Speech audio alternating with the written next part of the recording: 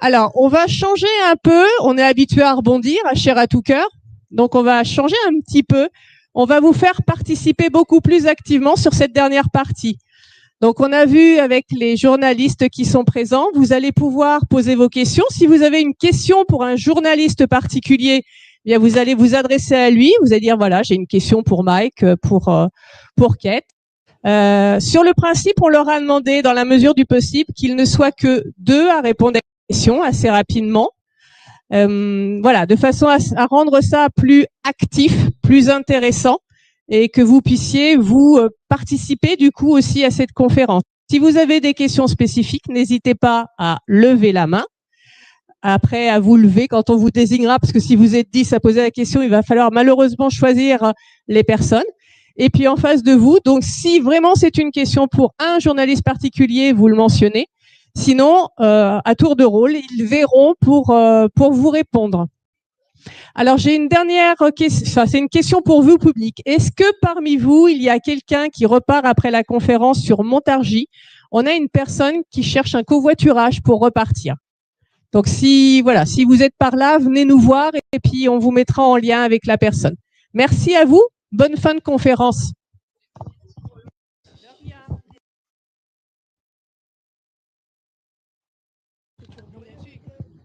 Exactement. Magnifique. Rebonjour. Je voulais juste terminer sur le sujet de nos modèles économiques qui sont très différents. C'est important comme sujet, évidemment, l'argent est le nerf de la guerre. Bon, ça, c'est un classique. Ce que je voulais dire, c'est qu'il y a des choses importantes entre nous tous qui sommes extrêmement différents. On a des ADN évidemment différents. Pour ma part, mon média créé en février 2023, j'ai fait du bénévolat pendant 2 ans. Et puis, au bout de 2 ans, je me suis dit, il n'y a pas de raison en fait. Alors, je ne savais pas trop comment faire parce que moi, j'ai beaucoup de mal à dire donner tous les jours. Ça, c'est pas possible. C'est pas tellement dans mon tempérament. Mais toutefois, j'ai un Tipeee. Voilà, j'ai fait l'indienne, j'ai mon Tipeee. Donc, dernièrement, j'en ai parlé, mais c'est vrai que j'avais beaucoup de mal à en parler. Donc, il était relativement vide. C'était le Tipeee au milieu du désert. Et puis, il y a quelques mois, j'ai monétisé ma chaîne. Alors, la question des vues, pour terminer là-dessus, je ne regrette aucune de mes interviews, même celles qui ont fait 500 vues. Je préfère évidemment, comme vous tous, on va pas être hypocrite, évidemment, quand quelqu'un s'exprime, l'idée c'est que sa parole circule le plus largement possible. L'invité, lui, est beaucoup plus satisfait quand il a été partagé, etc., et entendu le plus possible. Au-delà de la question de la monétisation, c'est évidemment satisfaisant. Tout comme Mike, je ne m'interdis pas de parler du sujet Brigitte, qui peut sembler ridicule. Ça semble quelque chose qui fait ambiance tabloïd, mais pas du tout. Ça va beaucoup plus loin que ça. Donc moi, je ne m'interdis pas ça. Je regrette que ce soit mes interviews qui marchent le plus en termes de vues, effectivement, parce que je préférais que des émissions sur la médecine, la psychologie ou les sciences ou plein d'autres choses cartonne plus, mais bon, ce sujet a un parfum de scandale et on peut rien y faire. Donc évidemment, ça attire le chaland. Et il y a aussi une chose que j'apprécie avant de rendre le micro et de le donner au public, c'est quand il y a des passerelles entre nous. Donc je précise ici que Mike Borowski, très tôt, a commencé à m'inviter sur le plateau de GPTV, alors que j'avais quand même beaucoup moins d'abonnés. Je suis pas un gros média, mais voilà, donc je tiens à le remercier ici. Et je tiens à dire que je ne refuse aucune invitation, que ce soit par les petits, grands ou moyens médias. Je vais bientôt recevoir Kate TV, donc Kate qui est là, pour son excellent livre. Et elle viendra le 20 novembre sur Tribune Libre. Et puis, j'ai eu la chance aussi d'avoir un oui de la part de Nicolas Bouvier pour un partenariat pour les films libres, qui est aussi un projet qui me tient à cœur puisque je reste indéfectiblement comédienne. C'était une vocation. C'est bien pour ça que c'est toujours dans ma vie. Donc les films libres, ce sont des brèves, des petits plans séquences de 3 à 4 minutes sur les sujets qui nous intéressent, joués avec des comédiens de talent et dissidents. Et donc Nicolas Bouvier a volontiers accepté de les rediffuser sur son média. Voilà, donc je l'en remercie ici. Et il nous a invités avec Joël et Larry, une excellente comédienne magnifique, dissidente, qui joue avec moi régulièrement. Et nous avons fait un direct il n'y a pas longtemps chez Nicolas Bouvier. Maintenant, je vais vous rendre le micro. Et en tout cas, je fais un appel à tout le monde. Et puis, je voulais dire aussi que BAM, quand j'ai fait le film qui m'a arraché le cœur sur les victimes des injections des vaccins, j'ai fait un film d'1 heure et demie. Je n'ai jamais pu le regarder, moi, dans son intégralité, donc je l'ai monté bout par bout. Et BAM, je ne savais pas que c'était Michel qui l'avait réalisé. Laurence Pasternak, qui a perdu son fils Antoine de 30 ans, m'a envoyé, moi j'avais simplement demandé des témoignages face caméra avec un portable de 3-4 minutes maximum, avec le labo, le nombre de prises, et puis les maladies, les pathologies qui s'en suivent. Et un jour, je reçois un film qui m'arrache des larmes, parce que là, je mets au défi quiconque est doté d'empathie de le regarder sans flancher. Et j'ai appris plus tard que c'était BAM qui, par le truchement de Laurence Pasternak, avait bien voulu confier ce film, qui est réalisé avec beaucoup de talent par Michel Coléa, qui est ici présent. Voilà, donc ce qui reste important aussi, c'est qu'il y ait des passerelles entre nous. Voilà. Et puis, au bon tweet français, qui parfois a relayé sur Twitter quelques interviews de Tribune Libre. Je pense que l'entraide, il faut pas que ce soit un vain mot. Voilà, c'est pas cucu que de le dire, c'est important. Donc, il faut avoir la reconnaissance du ventre et la mémoire. Je vous remercie et je passe le micro au public. Merci beaucoup.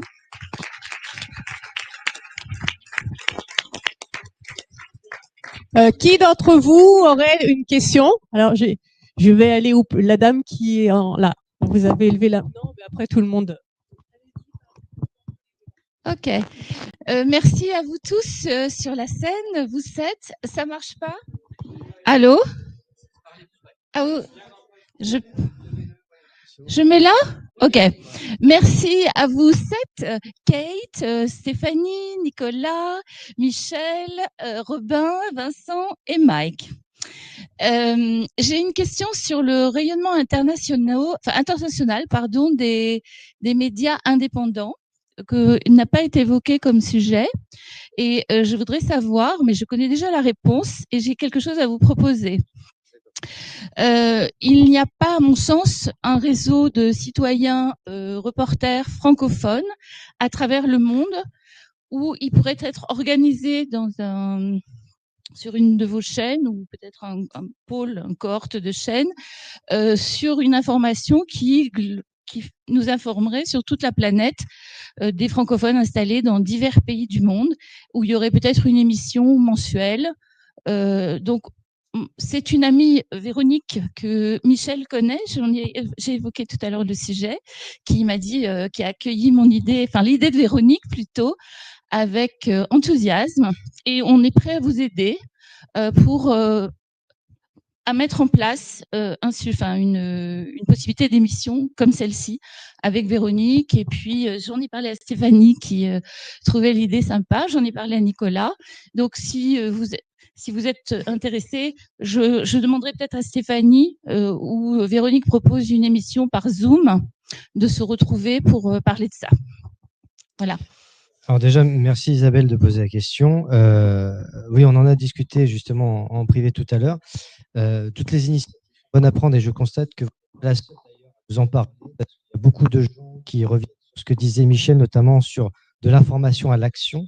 Et ça, c'est une bonne chose parce que de toute manière, il y a la vitrine d'Internet. Alors, je voudrais aussi en profiter pour avoir une pensée pour ceux qui nous regardent en direct sur les réseaux, dans les dom-toms, à l'étranger aussi, parce qu'on est suivi jusqu'au Canada, jusqu'en Nouvelle-Calédonie, un peu partout dans le monde. Et déjà, je voudrais remercier à titre personnel tous les citoyens, tous les internautes qui nous envoient chaque jour des 4 coins du monde ce qui se passe. Parce qu'en fait, j'allais dire le bon côté, pour le coup de la mondialisation, entre guillemets, c'est que l'information, certes, il y en a énormément, mais on peut savoir ce qui se passe partout dans le monde à l'instant T, en quelques clics. Ça, c'est quelque chose de nouveau. Après, pour le côté des reporters, etc., alors moi, je sais que, entre guillemets, mon modèle économique fait que, étant tout seul, c'est un peu compliqué d'organiser ce genre de choses, mais après, je suis ouvert à des suggestions, à des propositions. Michel parlait de plateformes, par exemple, en commun, une sorte de partenariat collectif, etc. Pourquoi pas? Et Stéphanie a bien fait de rappeler notre partenariat parce que je lui ai dit, moi, je ne travaille qu'avec les gens qui ont les mêmes valeurs que moi, que les mêmes principes que moi. Sinon, je ne peux pas m'engager. Et déjà, le partenariat que j'ai avec Stéphanie, me montre qu'il y a des ouvertures possibles, de l'entraide possible et une avancée commune possible avec la même philosophie.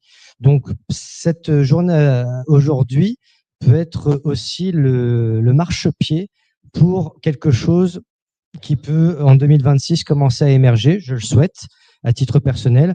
Après, il faut s'organiser sur la manière de faire, mais pourquoi pas. Je suis favorable à cette idée d'émanciper à l'international. Moi aussi, je veux bien réagir. On a parlé tout à l'heure de l'AFP.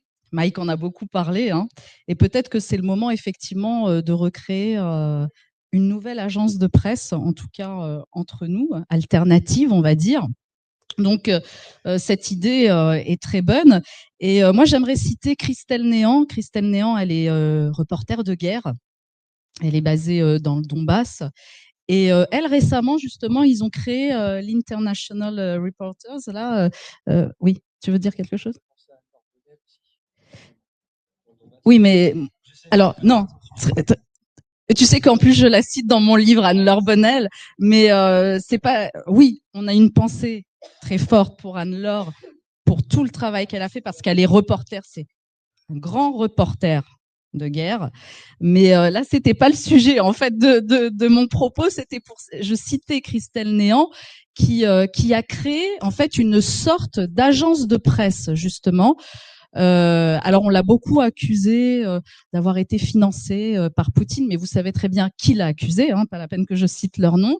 Non, non, non, elle a juste été voir Vladimir Poutine et il a donné son OK. Et puis, du coup, elle réunit comme ça plusieurs journalistes du monde, des journalistes internationaux. Donc, elle a créé effectivement, elle en est directrice adjointe de la rédaction.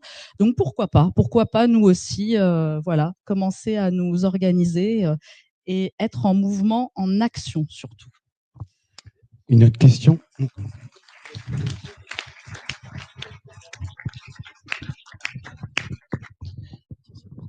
Alors moi, ma question, c'est que je vous ai écouté et j'ai envie de vous dire merci parce que à travers cette crise Covid, vous avez été acteur, vous êtes levé et vous avez permis l'information.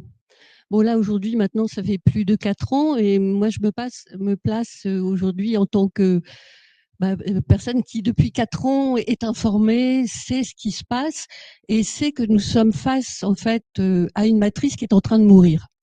Moi, je trouve ça très bien. Mais moi, j'ai une question à vous poser à tous aujourd'hui. C'est, vous sentez-vous acteur ou avez-vous envie d'être acteur de l'émergence du monde de demain?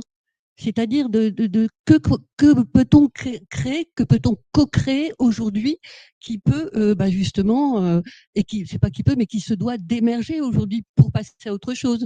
Parce que c'est pas avec la matrice d'aujourd'hui qu'on créera le monde de demain. Donc voilà, je voulais poser la question à Romain et puis à Mike.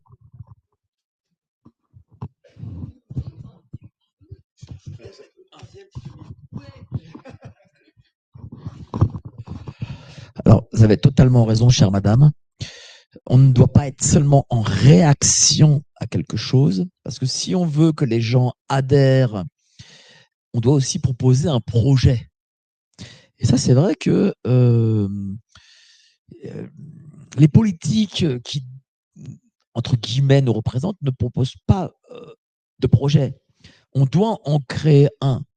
Il y a un modèle qui est celui du capitalisme, et on doit peut-être créer la société, faire le pas de côté, la société de côté de ce capitalisme. Je remarque qu'il y a parmi nos amis des Valérie Bugeaud, par exemple, avec Révolu Droit, qui propose justement ce pas de côté, c'est-à-dire un projet de société. Étienne Chouard, évidemment aussi, avec son modèle de constitution. Et donc, on doit pouvoir être... parce que le capitalisme, c'est facile en fait. Le capitalisme, c'est le consumérisme, c'est de permettre aux uns et aux autres de vivre quand ils ont les moyens dans une forme de luxure. C'est de leur dire aussi, non mais vous pouvez adhérer à cette luxure en faisant les posts sur Instagram ou je sais pas quoi, en faisant et gagner, vous pouvez tous devenir millionnaires, c'est le rêve américain. Voilà. Eh ben, nous, on doit proposer autre chose. parce que cette société de ce rêve américain, c'est un peu l'inversion des valeurs. En tout cas, c'est pas les valeurs françaises. C'est pas les valeurs françaises, pas républicaines, hein, françaises. C'est-à-dire qui existent depuis que la France est la France. Et oui, on doit beaucoup plus en parler. Et donc, moi, je vous invite, pour ceux qui ne connaissent pas Valérie Pegault ou Étienne Chouard, à vraiment regarder leurs travaux. Et parce que leur modèle de société qu'ils veulent mettre en place, ce pas de côté. Parce qu'aujourd'hui, je pense que le meilleur des choses qu'on peut faire, c'est pas imposer notre vision de société, mais être de côté pour l'instant. C'est-à-dire, je crois que le capitaine Juvin Brunet parle aussi des villages. Ils achètent des maisons dans des coins où il n'y a plus personne qui habite. Ils achètent des terres aussi, où il y a de l'entraide, du partage. Et oui, c'est vers ce type de modèle, je pense, qu'on devrait aller. Et au final, je pense qu'on va y arriver là-dessus.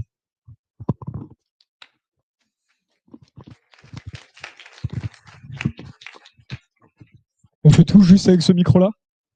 Je fais un tout petit peu. Donc là-dessus, alors nous, Nexus, on est vraiment spécialisé. On essaie de tout le temps montrer des actions locales qui marchent. Donc ça a vraiment été notre but pour pas qu'on crée pour aussi s'opposer au climat anxiogène qu'ont les médias en général.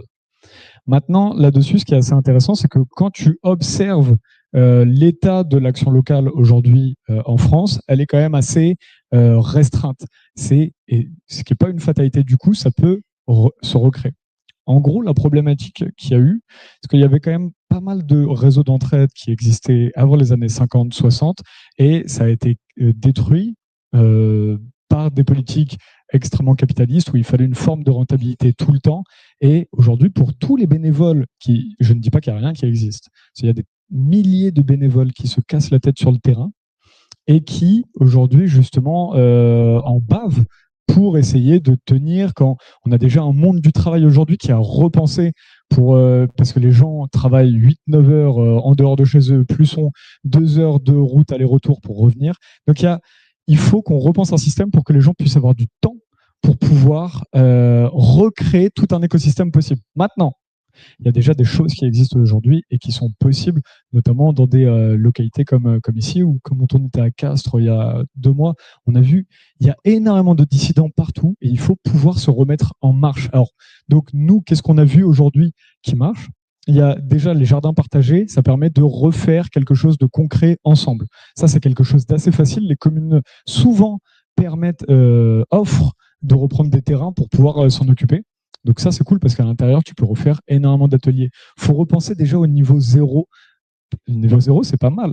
C'est juste, là où il y a des fois, on est au niveau -1 aujourd'hui en France. Il y a vraiment très peu de choses où les gens font quelque chose qui n'a pas de sens, un travail qui n'a pas de sens pour eux, ils reviennent le soir et ils vont juste s'occuper de leur famille et ne rien faire.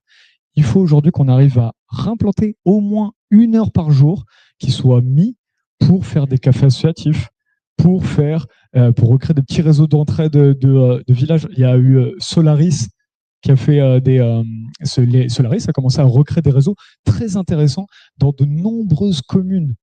Ça, c'est très intéressant. Il faut s'appuyer là-dessus. N'hésitez pas à vous aller vers des... Bon, après, non, c'est pas mon rôle de vous dire où aller. Mais c'est très important de pouvoir recréer des petits endroits comme ça où... Qu'est-ce qu'il y a? Ah, c'était ça que je demandais. Ouais, tiens. Hop là. Laisse-moi. Donc, alors, qu'est-ce qu'il y a comme possibilité? Il y a déjà, si tout le monde repassait du temps à faire au moins 1 heure, voire 2 si possible par semaine, à faire des cafés philo, des ateliers constituants, juste des endroits où on apprend à se recréer des échanges. Ici, il y a énormément de personnes, j'ai parlé à beaucoup de personnes ici qui ont des savoirs en artisanat, des savoirs en différents domaines. Juste de recréer des petits élans de vie comme ça, demain, ça pourrait recréer tout un écosystème d'autonomie. Parce que n'oubliez pas qu'ils attaquent en premier votre capacité d'autonomie, votre capacité de responsabilité. Moi, ça fait 15 ans que je suis dans les assos et je n'avais pas compris à quel point tout le monde attend d'avoir des subventions pour pouvoir faire des choses. Sauf que quand vous avez des subventions, demandez-vous pourquoi vous avez des subventions. Si vous avez des subventions, c'est l'État qui vous les donne, ça veut dire que vous faites plaisir à l'État. Donc il faut aujourd'hui qu'on recrée, là on est au début de quelque chose depuis 5, 6, 10 ans où centaines, des milliers de personnes qui ne sont pas assez visibilisées aussi par nous. C'est pour ça que c'était important pour moi de parler des limites des médias indépendants aujourd'hui, puisqu'il faut qu'on puisse montrer toutes ces activités où certains offrent sur des terrains du woofing, des possibilités où on peut aller donner du temps le week-end. Vous n'êtes pas obligé de vous éreinter là-dessus. Juste 2 heures, 3 heures le week-end à recréer des petits îlots de vie comme ça, des élans de vie. Et ben ça, si on s'octroie ce temps-là, que tout fait ça, tous les résistants recréent des espaces de lumière où les gens peuvent venir contribuer, ça peut être n'importe quoi. Et ben du coup, derrière, dans 10 ans, si on mettait des plateaux associatifs dans une ville sur 10 en France, quel serait l'état de la France et de nos civilisations en général? Ça, c'est la question que je me pose.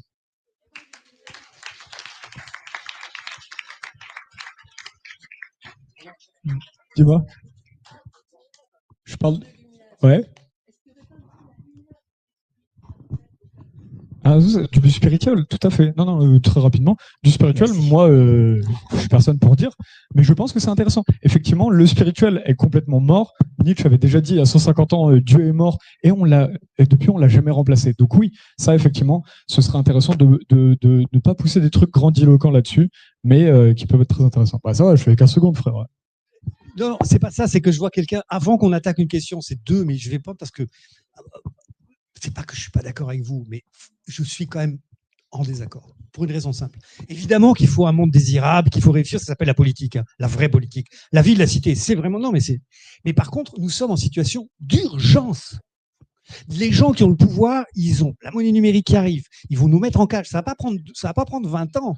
Refaire un monde désirable, c'est-à-dire faire de la politique, confronter des avis et faire la vraie politique, la vie de la cité, s'écouter, ça prend des années. Si notre énergie est mise à ça, si nous n'alertons pas les jeunes, c'est-à-dire une partie de la société qui peut plus facilement se révolter que nous qui avons 50 et quelques ou 60 ans et quelques de moyenne d'âge, on n'aura pas le temps de construire un autre monde. Vous voulez rire quoi, les gars? De construire un autre monde. Ils ont des drones qui arrivent, parce que pour l'instant, les policiers, ils vont jamais nous tirer dessus, ils vont éborgner, c'est déjà énorme, c'est déjà horrible, les gilets jaunes. Non, les policiers français ne seraient pas les policiers de la Maine de l'Est ou de ça qui pouvaient tirer sur la foule sans aucun problème. Mais dans quelques années, est-ce que ça sera des policiers ou des drones ou des... Mais est-ce qu'on aura réussi à offrir un monde désirable avant que eux aient des drones, des policiers, de la monnaie numérique, tout ce qui est en train de se mettre en place? L'urgence, c'est de reprendre le pouvoir. Nous sommes le peuple. Le peuple doit savoir ce qui se passe et doit être souverain de ce qui lui arrive très vite. Et naturellement, vu l'ampleur de ce qui est en train de se passer, cette espèce de coup d'État transhumaniste qui a lieu dans le monde, naturellement, les questions politiques viendront et les débats politiques et le monde sera à faire. La question, et c'est peut-être pour ça, parce que je suis dans un pays totalitaire, moi je le ressens, j'ai chaud aux fesses là, ça va aller vite, il faut aller très vite pour faire la vérité, construire un monde désirable, c'est-à-dire des années de débat. Vous rigolez les gars, il faut le faire, c'est très bien de le faire, tes cafés sont super, mais on ne peut pas prendre de l'énergie à l'urgence d'alerter.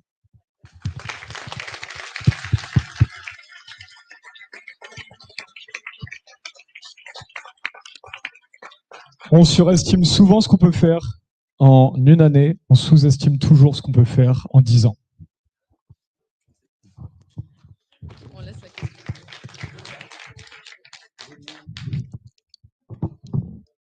Bonsoir à vous tous. Je vais reprendre les propos de notre président de la République. Nous sommes en guerre. Et c'est vrai, nous sommes en guerre. Et nous avons une guerre à livrer. Et comme disaient les Allemands, avaient inventé la Blitzkrieg, la guerre éclair. Nous avons, nous, à livrer une guerre éclair. Alors, pour ma part, je pense que la meilleure manière de rater son objectif, c'est de ne pas en avoir.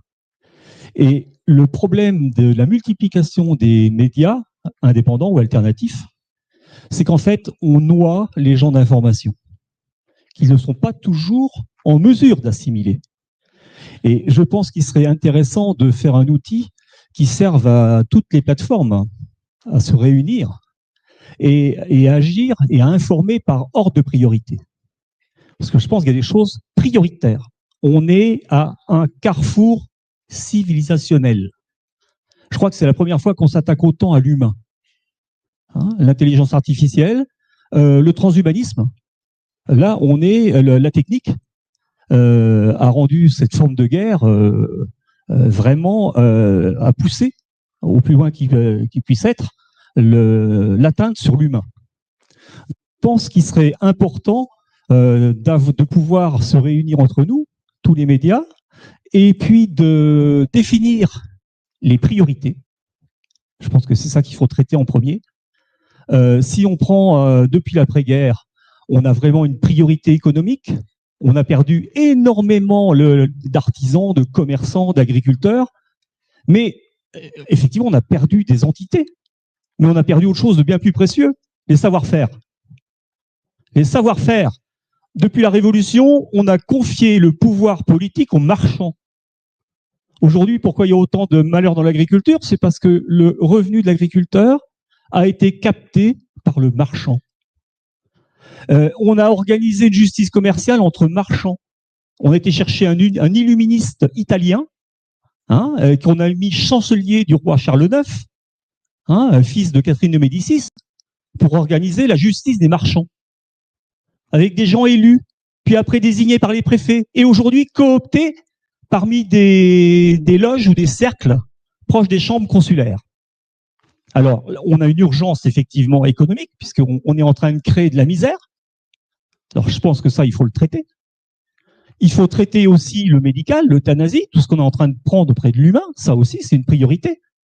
Et puis aujourd'hui, on est en train de s'attaquer aux gosses. Et il y a des priorités. Attendez, si on veut détruire un pays, on s'attaque à l'enfance. En s'attaquant à l'enfant, on sait que le pays, il n'y a plus qu'à attendre. On va le ruiner dans les 10 ans ou 15 ans qui viennent. Et qu'est-ce qu'on attend pour traiter en profondeur ces sujets-là? Mais je dis bien en profondeur. Parce que le problème des médias indépendants, souvent, on veut faire du buzz.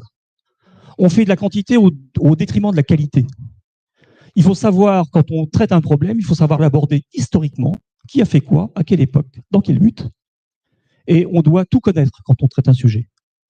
Vous voyez, je me suis intéressé à l'affaire Elf. J'ai travaillé perso 3 mois à temps complet sur l'affaire Elf pour en connaître tous les tenants et tous les aboutissants. C'est un travail énorme. Michel, tu le disais tout à l'heure, il y a un travail énorme, c'est un boulot. Une émission de 2 heures ou 3 heures, comme on a fait chez Nicolas, quelquefois, ça demande 15 jours ou 3 semaines de boulot. Parce qu'on doit tout vérifier et on doit connaître parfaitement ces sujets. Alors, je pense qu'il serait urgent de prioriser. Quelles sont les priorités aujourd'hui? Ça, c'est très important. Chacun peut en traiter un bout entre différents médias, mais on est dans l'urgence là. Parce que si on ne traite pas les sujets capitaux, là, mais le pays il va faire ça. C'est même pas le pays, c'est l'humanité qui va faire ça. Voilà. Donc je sais pas ce que. Je voulais avoir votre avis.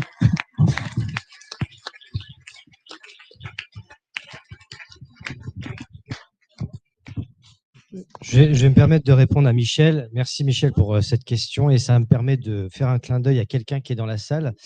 Je remercie pour son déplacement. C'est Yannick du Zapping des médias citoyens. Il peut lever la main. Voilà. Merci Yannick d'être là. Parce que c'est une des réponses qu'on peut apporter entre guillemets au nouveau monde. C'est-à-dire que Yannick fait un travail colossal. J'ai jamais vu ça. Pourtant, les zappings, on connaît tout ce que c'est. On a fait une émission avec Yannick sur ma chaîne parce qu'il m'avait demandé mon autorisation pour apparaître dans son zapping. 10 heures par jour, il regarde une vingtaine de médias, dont nous, et il sélectionne les meilleurs morceaux. Et donc, en un quart d'heure, à chaque zapping, vous avez 5-6 passages de différents médias, thématique par thématique, avec les références de nos chaînes YouTube, les émissions. Donc, merci déjà Yannick d'être notre attaché de presse, bénévole. Voilà. Soutenez-le, abonnez-vous à sa chaîne, soutenez-le financièrement aussi parce qu'il n'est pas dans une situation, voilà, il expliquera mieux que moi, mais il m'a expliqué son parcours sur le plateau dans une émission, voilà, et il roule pas sur l'or, donc c'est aussi bien de soutenir, j'allais dire les petites mains, si je peux me permettre ce terme, en tout cas les alternants entre nous et vous. Et quand j'ai découvert sa chaîne, je me suis dit, il y a le zapping de Yo-Yo qu'on connaît, mais qui est inactif depuis plus d'1 an, et maintenant il prend la relève et il le fait très bien. Donc merci à toi Yannick. Et pour moi, je pense que ça fait partie des alternatives. Et Michel, je suis parfaitement d'accord avec ce que tu dis, c'est que on doit parer au plus pressé. Nous sommes en état d'urgence absolu. Je rappelle que l'état d'urgence a été adopté dans la nuit du 12 au 13 novembre 2015 par François Hollande suite aux attentats du Stade de France, du Bataclan. Donc ça va faire 10 ans la semaine prochaine qu'on est en état d'urgence. On a été en état d'urgence terroriste, puis sanitaire, puis les deux à la fois. Et nous n'en sortirons pas. Parce que Jacques Attali a tout fait, entre guillemets, pour que ce soit normalisé et avec tout le système politique. Il voulait même l'inscrire dans la Constitution. Donc, nous sommes en guerre et nous devons réagir comme tels, entre guillemets, comme des soldats, si je puis me permettre ce terme, soldats digitaux, peu importe. Et donc, on doit parer au plus pressé. Et c'est ce qu'on disait tout à l'heure sur les sujets prioritaires, le pouvoir d'achat, l'identité numérique qui a été validée en Suisse, hein, aussi, par exemple, l'euro numérique, le transhumanisme, l'intelligence artificielle, la protection de l'enfance, parce que les enfants, c'est sacré. On ne touche pas aux enfants. On ne touche pas aux enfants. Il n'y a même pas de débat là-dessus. On ne touche pas aux gosses. On ne touche pas aux enfants. Et il faut remettre des débats sur la table, des débats historiques. Vous savez, Robert Badinter a été panthéonisé récemment, mais à l'époque où il a fait abolir la peine de mort, le peuple n'était pas majoritairement pour. Donc il y a aussi des débats qui doivent revenir sur la table, que ça plaise ou non, parce que c'est censé être ça la démocratie. La démocratie, c'est le pouvoir du peuple, par le peuple et pour le peuple. Le peuple, il est cité 3 fois à chaque fois. Et on a l'impression que, en fait, nous n'avons plus le pouvoir depuis longtemps, donc on doit se le réapproprier, quoi qu'il en coûte. Et ça passe par les médias, ça passe par vous, aussi le public. Et voilà, on est tous là pour ça, justement. Donc, on va essayer de trouver un moyen, une alternative pour faire en sorte que notre rencontre d'aujourd'hui puisse propulser dès les mois qui suivent, dès les mois suivants, dès l'année prochaine, eh bien, des plateformes, des synergies. Et je pense même que le mot dissidence est un peu faible. Je pense qu'il faut faire sécession avec le système. C'est encore pire, encore plus radical. Il faut faire sécession avec cette matrice. Parce que les agents Smith, ils sont partout. Voilà. Bon alors, moi, j'ai une approche un peu différente. Je pense que, voilà, on dit il y a des choses très graves, les gens sont ruinés, les enfants, les machins, etc. Il y a 2 choses, moi, que je voudrais dire. Le premier, c'est il y a un combat qu'on doit tous mener ensemble, c'est celui contre la justice, parce que c'est elle qui permet tout ça. C'est pour ça qu'on a des Macron qui se permettent de faire absolument n'importe quoi. Il n'y a plus de justice en France, donc c'est déjà à ça qu'il faut s'attaquer tous ensemble. Et le deuxième point que j'ai envie de dire, c'est que nous, donc quelle que soit l'audience qu'on peut avoir, on a un public captif. C'est pas nous maintenant qui allons générer des nouvelles personnes. Les caisses de résonance, c'est vous. En fait, c'est à vous d'aller convaincre les gens par rapport à ce que vous entendez dans les médias. Et nous, après, on fait ce qu'on peut, on confirme, on crée du contenu, on fait le con de temps en temps parce que parfois, avec l'humour, les messages passent un petit peu mieux. Mais comment dire, on a déjà un public totalement captif. Donc, à chaque fois qu'on rajoute des trucs, on le convainc un peu plus. Mais après, c'est à vous de prendre le bâton de pèlerin et si chacun en convainc un, etc., ça monte assez vite. Voilà, ça devient un peu exponentiel. Et on sait que en France et d'une manière générale dans les populations, il y a une espèce de ventre mou qui ne se sent bien que dans la majorité. Et à un moment où il y a un début de bascule, le ventre mou, il bascule immédiatement. Voilà.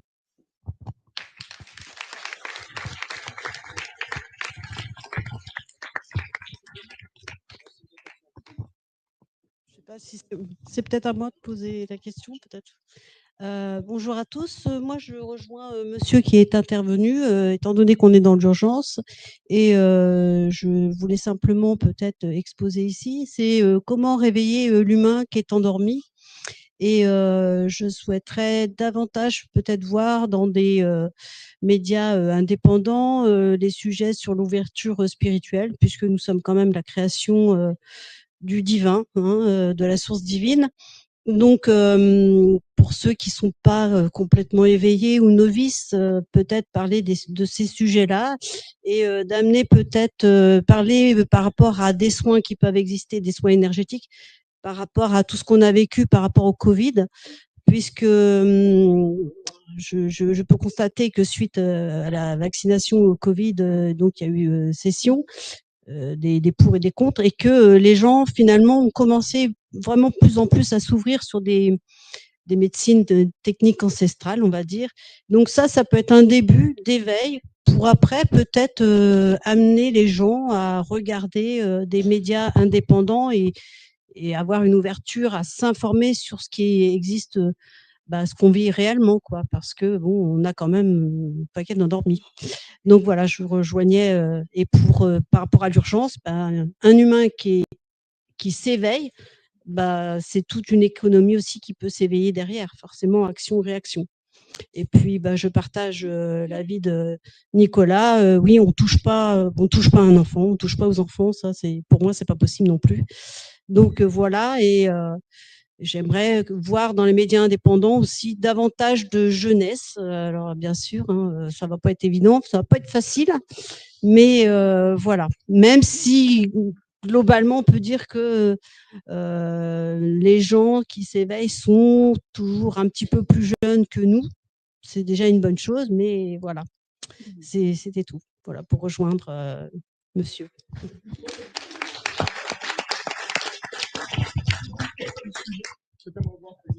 Le sujet, c'est d'amener les gens à l'ouverture spirituelle via des soins énergétiques divers et variés qui peuvent exister, parce qu'aujourd'hui, il y a forcément une solution par rapport aux problématiques des douleurs émotionnelles, physiques des corps humains. Et le corps humain étant remis, on va dire, aligné à soi, permet une ouverture, après une compréhension sur des médias indépendants ou autres, ou même par rapport à leurs enfants. Voilà. Donc, et puis ça diminue aussi la souffrance, quelle qu'elle soit. Voilà, merci. Bah, je vais répondre. Je vais répondre parce que moi, j'ai ouvert justement, je l'ai dit tout à l'heure, on a parlé du buzz, de ces médias qui veulent faire du buzz. Et moi, j'ai justement parlé de la ligne éditoriale que j'ai mise sur le média en 442 et j'ai apporté justement ce pan spirituel.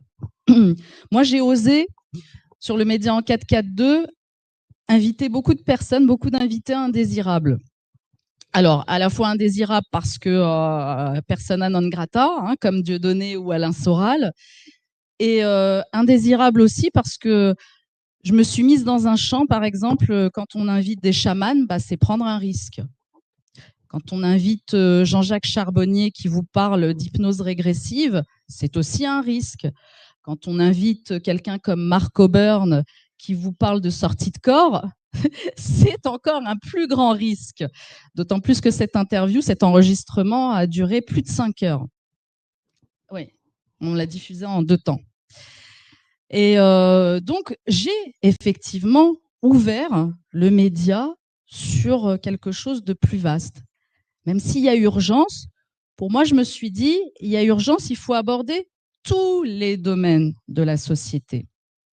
Autre chose aussi, on dit il y a urgence, vous êtes là, si vous êtes là, c'est que déjà vous avez pris conscience, autant que nous, qu'il y a des problèmes, qu'il faut essayer de les résoudre et qu'on peut dire qu'on est un peu plus éveillé, même si j'aime pas ce terme-là en réalité, parce que ça veut rien dire, être éveillé, ça veut rien dire. C'est juste peut-être qu'on a un peu plus de recul sur la situation et qu'on constate qu'il y a des choses qui ne vont pas, qu'il y a une urgence et qu'il faut les régler rapidement.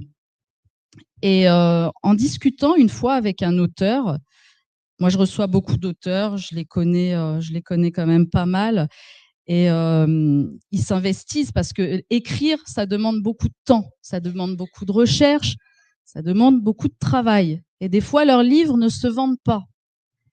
Et cette personne se plaignait. Elle disait, le problème, c'est que les gens n'achètent pas. Les gens ne veulent pas savoir, les gens ne veulent pas se documenter, ne veulent pas s'éduquer. Et du coup, dans ma tête, ça a fait tilt et je me suis dit, mais comment je peux faire pour en fait, quelque part, démocratiser la lecture, démocratiser le langage, je sais pas, l'information, pour que ce soit peut-être un peu plus digeste que de lire des livres. Peut-être que les gens, vous voyez, je me mets au niveau, peut-être que les gens n'ont pas le temps de lire un bouquin de 300 pages ou 400 pages. Qu'est-ce que je peux faire? Et puis, j'ai eu cette idée de mettre en place les rendez-vous de Kate. Qu'est-ce que c'est que les rendez-vous de Kate? C'est des capsules. Je les ai appelées des capsules que j'ai voulu très courtes, en 30 minutes. Je me suis arrangée avec les invités en leur disant, OK, chacun dans votre domaine de prédilection, on va prendre un sujet et vous allez le développer en 30 minutes. Et du coup, je me suis adressée à qui? Je me suis adressée à Gilles Lartigot, Je ne sais pas si vous le connaissez, Gilles Lartigot, il est expert en nutrition. Je me suis adressée, donc on a fait des capsules sur la santé, sur la nutrition, sur le bien-être. Pierre Jovanovic, autour de la spiritualité. Et du coup, on a fait des capsules sur l'archange Saint-Michel, sur là j'ai Saint-Charbel, Padre Pio, par exemple. Là, je vous cite vraiment des exemples. J'ai aussi proposé ces capsules à Youssef Indy. Et Youssef Indy, avec lui, on a abordé la théologie, donc la laïcité, la kabbale, la gnose, des sujets un peu ardus, hein, mais on l'a fait. Et j'ai également proposé ces capsules à Marion Sigaud sur l'histoire. Et à tous, je leur ai dit, en 30 minutes, on essaye de développer à chaque fois un sujet. Et c'est comme ça, ça a fait des milliers de vues hein, sur le Média 4.2. Ça a été très suivi. Maintenant, là, je les rediffuse sur ma chaîne. Et c'est comme ça que je me suis dit, bah, je fais un petit concept pédagogique et j'essaye que les gens, en fait, adhèrent à la thématique, parce que des fois, c'est quand même des sujets, surtout avec Youssef Indy, c'est quand même assez costaud. Marion Sigaud aussi. Voilà, la spiritualité, c'est un peu plus léger. Mais par exemple, avec Pierre Jovanovic, on a parlé de Robert Monroe. Je connaissais pas Robert Monroe et j'ai lu la trilogie. Et c'est comme ça que je me suis intéressée à la sortie hors du corps, ce qui m'a amené ensuite à interviewer Mark O'Byrne. Voilà, tout simplement. Donc, l'urgence, elle est là. Je pense qu'on fait suffisamment de notre mieux, sincèrement, pour essayer de voir large, de ratisser large, de faire au mieux. Il y a un objectif. Hein. Enfin, moi, dans ma tête, il y a quand même un objectif. Voilà. Je vais pas tout dévoiler. Il faut pas tout dévoiler à ses ennemis. Attendez, on peut pas. Il faut quand même être un minimum stratège. Mais en tout cas, ça, j'ai été fière de monter ce concept. Et après, bien sûr, qu'on donne la parole à tous. Là, par exemple, à venir sur Kate TV, j'ai une émission autour de l'IA avec Emmanuel Darle et Xavier Azalbert sur la sortie de son dernier livre, et on aborde de vrais sujets et on remonte historiquement, et une émission très très intéressante qui va être diffusée la prochaine. Le prochain invité, on a déjà tourné, c'est Frédéric Bascugnana. Si vous ne le connaissez pas, il s'appelle le Parésiaste sur X. Lui, il parle du PIC. Qu'est-ce que c'est que le PIC, qui rime avec RIC, le RIC, c'est le pari de l'intelligence collective. Donc là aussi, vous allez découvrir, il y a plein de gens en fait qui ont des initiatives, il y a plein de gens qui se battent autour de nous, qui sont là pour qu'on avance quoi, de manière intelligente.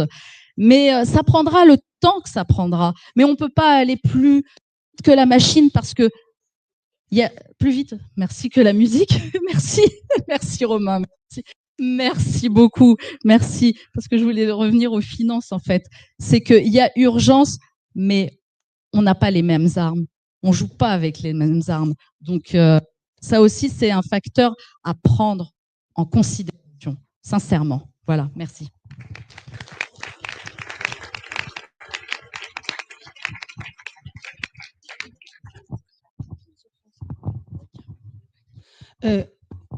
Alors, j'ai pas une question, mais j'ai un souhait. J'ai un souhait. Avant le monde de demain, pour moi, il y a le monde d'aujourd'hui. Et avant le collectif, il y a l'individuel. Parce que moi, ce que je constate, c'est qu'on est tous isolés. Mais vraiment tous isolés. Moi, par chez moi, il n'y a pas de groupe, il n'y a pas moyen de se rassembler. Donc, ce que j'aimerais, c'est connaître les actions de chacun d'entre nous, parce que on est quand même des résistants. Donc moi, j'ai mes actions, mon voisin à côté a des actions, chacun d'entre nous a des actions, et j'aimerais bien qu'elles soient mutualisées, ces actions. Parce que j'ai besoin d'être en action, j'ai besoin que ce soit concret, que ce soit immédiat, que ce soit simple, en attendant que ce soit plus collectif, j'ai absolument besoin. Et d'ailleurs, ça peut ouvrir les yeux et l'esprit à certaines personnes. Quand je refuse, on en parlait tout à l'heure en aparté avec 4 personnes, quand je refuse de compléter le questionnaire de l'employé de banque, eh bien, je discute avec lui. Quand je ne paye qu'en espèces, je discute avec lui. Donc, je lui ouvre les yeux. Vous voyez ce que je veux dire? Et je pense que c'est un moyen d'ouvrir les yeux de certains. Voilà.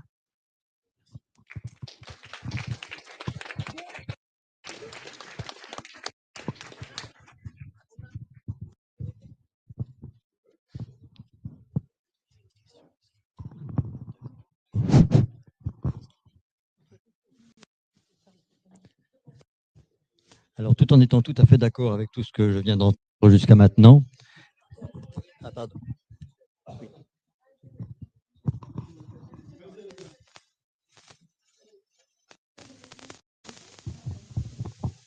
Allô? Oui. C'était pas pour répondre, mais je peux quand même répondre à la dame. Vous étiez où, madame? C'est par rapport à l'action collective.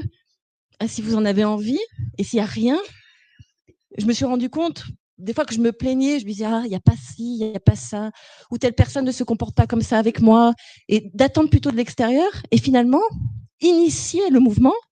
Si vous en avez envie, vous allez peut-être être moteur là où vous habitez. Et après, choisir ce qui vous parle, ce qui résonne le plus en vous. Commencez par une action petite. Par exemple, je ne sais pas moi, je donne un exemple que j'ai connu, planter des arbres dans la commune, par exemple. Ou faire son propre jardin, récupérer de l'eau si vous avez un jardin, parce que tout le monde n'a pas un jardin.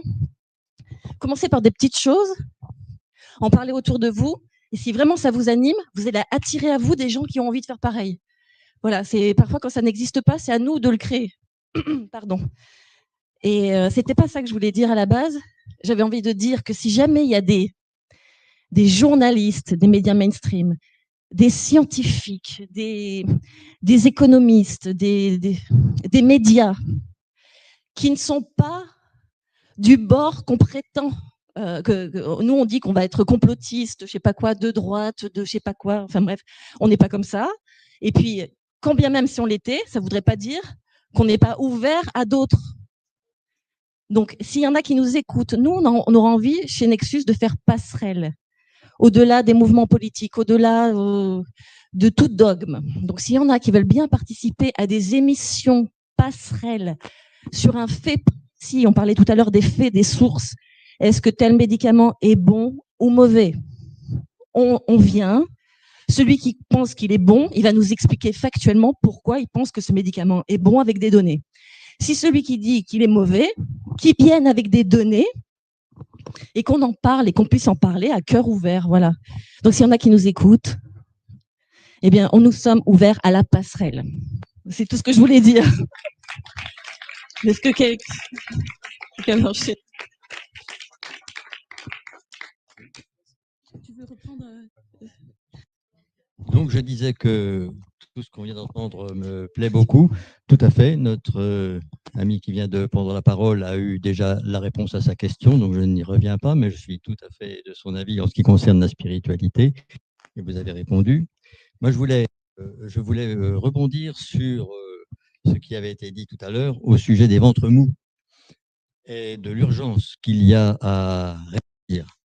Je prends l'exemple de la santé, puisque c'est de là que je viens, et voyons ce qui s'est passé au début du Covid, il est complètement honteux d'avoir assisté à ce à quoi nous avons assisté, c'est-à-dire que le corps médical dans son ensemble a suivi comme un seul homme les prescriptions et les directives gouvernementales. Au lieu de se rebeller immédiatement comme il aurait dû le faire, comme l'exige le serment d'Hippocrate, eh bien, on a assisté à ce qu'on a vu. Et ce que je c'est qu'aujourd'hui même, on commence à revoir dans les rues les masques se porter. On commence à revoir les gens courir au vaccinodrome ou chez leur vaccinateur habituel. Et on est reparti pour la même chose. Donc, je pense que dans l'urgence et individuellement, ce que chacun peut faire, et ce que la plupart d'entre ceux qui sont présents ici ont déjà fait, c'est résister à cette injonction de se faire vacciner, puisque la loi vient d'être votée pour tous les soignants, pour toutes les personnes qui seront résidentes en EHPAD. et qu'il y ait ensuite, maintenant que la loi vient de sortir, la voie directe pour l'euthanasie. Comme ça, c'est déjà fait, parce qu'il ne faut pas se cacher les yeux. Dans les années 2020, il y a eu de l'euthanasie pratiquée dans la plupart des EHPAD, en tout cas. Et ça, c'est un fait dont personne ne veut parler, sauf les parents des personnes disparues à ce moment-là. Eh bien donc, je voudrais dire que l'urgence, c'est une affaire individuelle. Déjà, sur ce plan-là, c'est une chose simple à faire, mais il faut quand même avoir le courage de le faire et de résister, c'est de refuser cette injection qu'on va nous rendre obligatoire dès l'automne prochain, d'après ce que j'ai compris.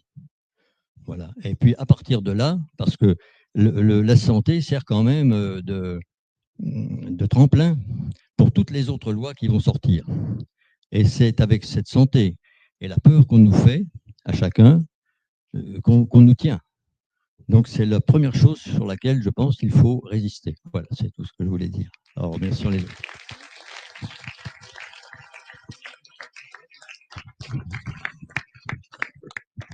C'est un problème réellement fondamental que soulève monsieur. Là, sur un gré des médias indépendants, je ne sais pas si c'est exactement le moment sur lequel il faut y répondre. C'est-à-dire que nous, effectivement, là, on peut plus parler des insides des médias. Tout le monde ne va pas forcément être d'accord du tout avec moi. Pour moi, c'est important de remettre quand même les pendules à l'heure. C'est-à-dire que je pense que là, c'est des questions où c'est important de pouvoir les soulever et dans les conseils municipaux près de chez vous, de pouvoir essayer d'aller vraiment voir les politiques locales, d'aller essayer de les faire secouer le cocotier. Mais effectivement, nous, là-dessus, on essaie de faire ce qu'on peut sur ces sujets-là pour informer et derrière, la liberté des gens de pouvoir se faire vacciner. Ou de vouloir porter un masque, on ne peut pas. C'est-à-dire que moi, ma conception de ma liberté, elle est telle que je n'ai pas envie qu'on me force à mettre un masque ou à me faire vacciner, mais je n'ai pas envie de forcer les gens à ne pas se faire vacciner ou à ne pas porter de masque. Je pense que c'est là où on doit trouver un équilibre dans ces sujets-là. Malheureusement, ici, les questions pourraient être plus intéressantes pas plus intéressantes, mais les questions pourraient être plus portées sur des côtés moins politiques parce que là, il n'y a pas de leader politique ici ou autre. Et juste sur madame là-bas, j'en profite pour vous dire sur les sujets spirituels en quelques mots, en 2 mots.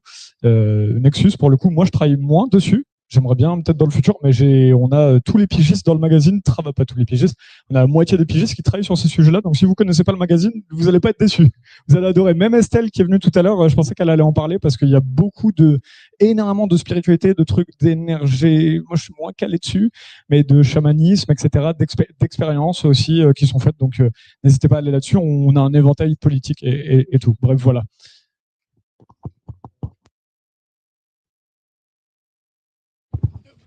Et pour rebondir sur ce que disait Romain, parce que la question de madame sur la spiritualité, etc., était très intéressante. Là, je suis en train de préparer un projet pour janvier prochain, parce que ce que vous avez posé comme question, c'est fondamental, et j'y ai moi-même réfléchi ces derniers jours avant aujourd'hui, en me disant comment faire pour combiner différentes corporations, si je puis dire. Par exemple, j'ai ouvert une boîte de Pandore dans mes émissions avec le harcèlement électromagnétique, qui est un sujet éminemment polémique. C'est peut-être celui qui est plus polémique, peut-être au-delà de la pédocriminalité, c'est pour vous dire. Et je me suis dit comment on peut faire pour aider les victimes. Parce que déjà, elles ne sont pas crues, elles sont traitées de fous, malades mentaux, HP, etc. Et là, j'ai une idée qui m'est venue récemment. Et pour l'instant, par chance, les 3 invités sont au courant. Et je me dis, ça peut peut-être ouvrir une porte vers autre chose. C'est qu'on a Luc Coffret, notamment agriculteur, qui a des soucis avec les ondes et avec son bétail qui a été touché par les ondes, les éoliennes. Puis vous avez une région d'éoliennes magnifique. Hein. Par chez moi, encore, on est un peu protégé de ça pour l'instant. Et je me suis dit, pourquoi ne pas associer un énergéticien, j'en ai reçu un, c'est Georges Bonned, avec qui j'ai fait une émission cet été, avec Patrick Jolan, expert en cybersécurité, et avec Luc Coffret. Et avec ces 3 personnes, on va essayer de venir en aide à Luc Coffret et à d'autres personnes qui subissent le harcèlement électromagnétique et des problèmes avec les animaux, en plus des injections qu'on fait aux animaux, puisque Bill Gates veut vacciner tout le monde jusqu'aux plantes, etc. Et donc, de ce fait, je me dis, est-ce qu'en mélangeant enfin, en associant, en faisant une synergie entre spiritualité énergétique, magnétiseur, plus d'un côté cybersécurité, spécialiste des ondes et la victime qui va avec, est-ce qu'on ne peut pas créer une synergie et une passerelle, justement? Et je me dis, au-delà du côté vitrine, parce que c'est vrai que souvent, je me dis, est-ce que je ne fais pas de la figuration et puis juste de la réaction et après, il ne se passe plus rien. Et là, on va essayer de passer le cap de ça et de se dire, est-ce qu'on ne peut pas faire avec une émission quelque chose d'utile et de pragmatique au-delà de cette émission-là. Voilà. Donc, on verra ce que ça donne. Mais en attendant, on va essayer. De toute façon, il faut essayer. Qui ne tente rien n'a rien. Mais je me dis, ça peut être un projet qui peut amener d'autres opportunités à venir. Voilà.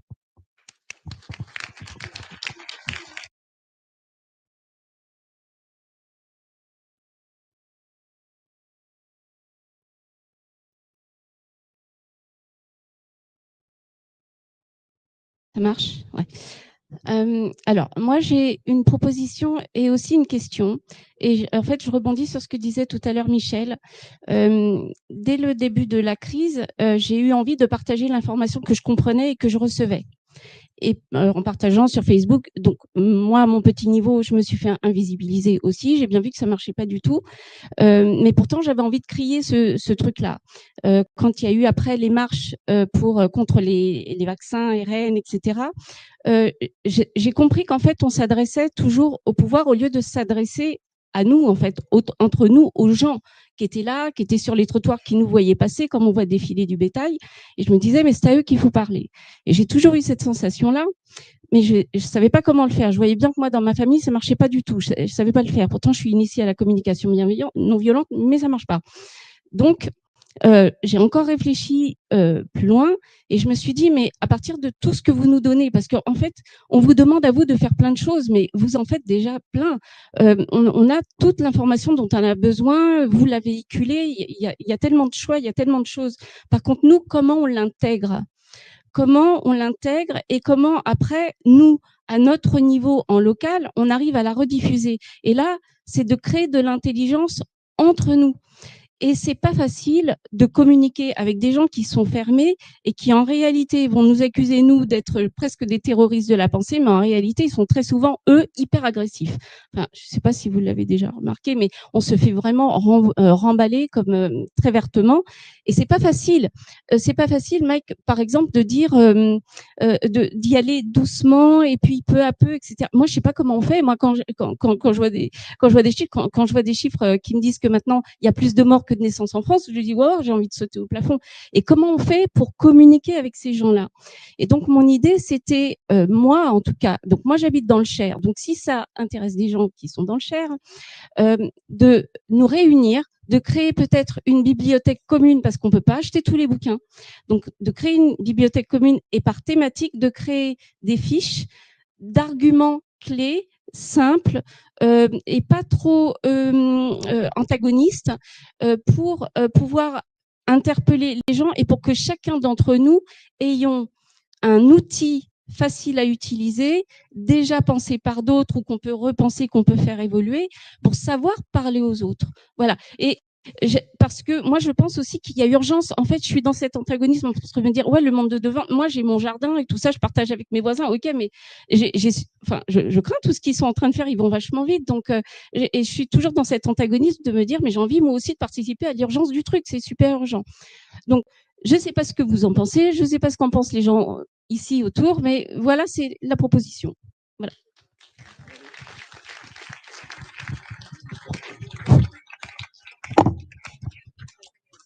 Alors, chère madame, votre proposition, elle est excellente. C'est vraiment une excellente proposition et c'est à mettre en œuvre. Si nous avions fait cette même réunion en 2019, peut-être que nous serions 10 ou 5 ou 3 ou 4. Là, on a malgré tout rempli la salle. Alors certes, ça va peut-être pas assez vite. C'est vrai, ça va pas assez vite, mais n'oubliez pas que je vais prendre ce que dit Madame Sigaud, elle a totalement raison quand elle parle de la révolution. Entre la révolution et aujourd'hui, c'est-à-dire entre le monde d'avant de l'époque de la Révolution française et aujourd'hui, il a fallu 250 ans. Je dis pas 250 ans, mais je ne peux pas vous dire le renversement se fera 2026. Pour qu'il y ait ça, qu'il y ait une circonstance. La circonstance fait les gens, et moi je suis même persuadé que ceux qui seront peut-être les grands leaders de demain de la nouvelle société, du nouveau monde, peut-être même qu'on ne les connaît pas du tout. Peut-être même qu'ils ne sont même pas dans la salle, peut-être qu'ils vont, par le biais de cette circonstance, de se révéler. Je sais que parmi les médias indépendants, il y a beaucoup qui parlent de souverainisme, de gaullisme. C'est pas le général de Gaulle qui fait la Seconde Guerre mondiale. C'est la Seconde Guerre mondiale qui crée le général de Gaulle. Vous voyez? Donc, vous continuez dans ce que vous faites. C'est vraiment très, très bon. Il faut le faire. Même si vous avez des portes qui se ferment, c'est pas grave. Vous y allez. Vous aurez, quoi qu'il arrive, votre noyau dur. Mais ne vous dites pas, parce que ça ne va pas aussi vite que vous l'espérez, qu'on l'espère tous, que c'est un échec, que ce sera un échec. Vous voyez ce que je veux dire? Les circonstances, je pense, au final, arriveront. Quand? Je ne sais pas. Moi, je pense que la circonstance, elle est économique. Le système existe et il se maintient parce qu'on le finance et parce qu'il est financé. S'il n'est plus financé, le système n'existe plus. Le système, s'il n'est pas financé, il ne paye pas la police, il ne paye pas l'armée, il ne paye pas tous les trucs là qu'a acheté Darmanin. Voilà. Mais vous, continuez dans ce que vous faites et ne vous laissez pas influencer par ceux qui vous disent « Ah non, oui, mais quand même, tu perds ton temps, pourquoi tu fais ça ?» Non. Vous avez envie de le faire, vous le faites, vous aurez le succès que vous aurez, mais vous aurez fait quelque chose. C'est toujours mieux que d'avoir des gens qui des mauvais conseillers qui, eux, passent leur journée devant la télévision sur leur canapé.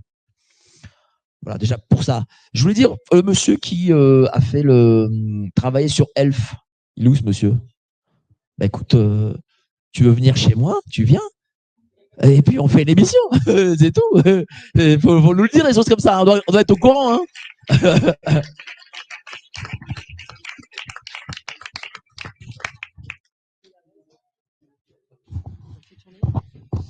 Oui, madame, je voulais vous répondre aussi. D'abord, on sent, et c'est très touchant, parce que votre intervention était très touchante, parce qu'on sent la ferveur que vous avez mis, on sent que vous avez essayé beaucoup et que vous continuez d'essayer et que, comme nous tous, la plupart du temps, on se casse les dents. Alors, un petit tuyau, c'est pas un conseil, mais c'est un petit tuyau peut-être, je sais pas, qui me vient comme ça. Ne changez rien, vous dites exactement ce que vous avez à dire, avec une toute petite chose différente, mettez-y un point d'interrogation. Par exemple, mort, et vous avez dit la courbe des naissances et la courbe des morts. Bah, si vous dites à la personne, t'as vu, il y a plus de morts que de naissances en France. Et si c'était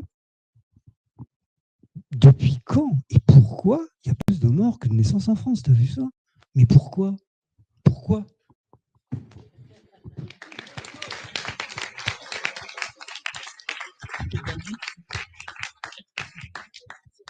Socrate t'a dit, tu recules. Ah bah oui, c'est ça.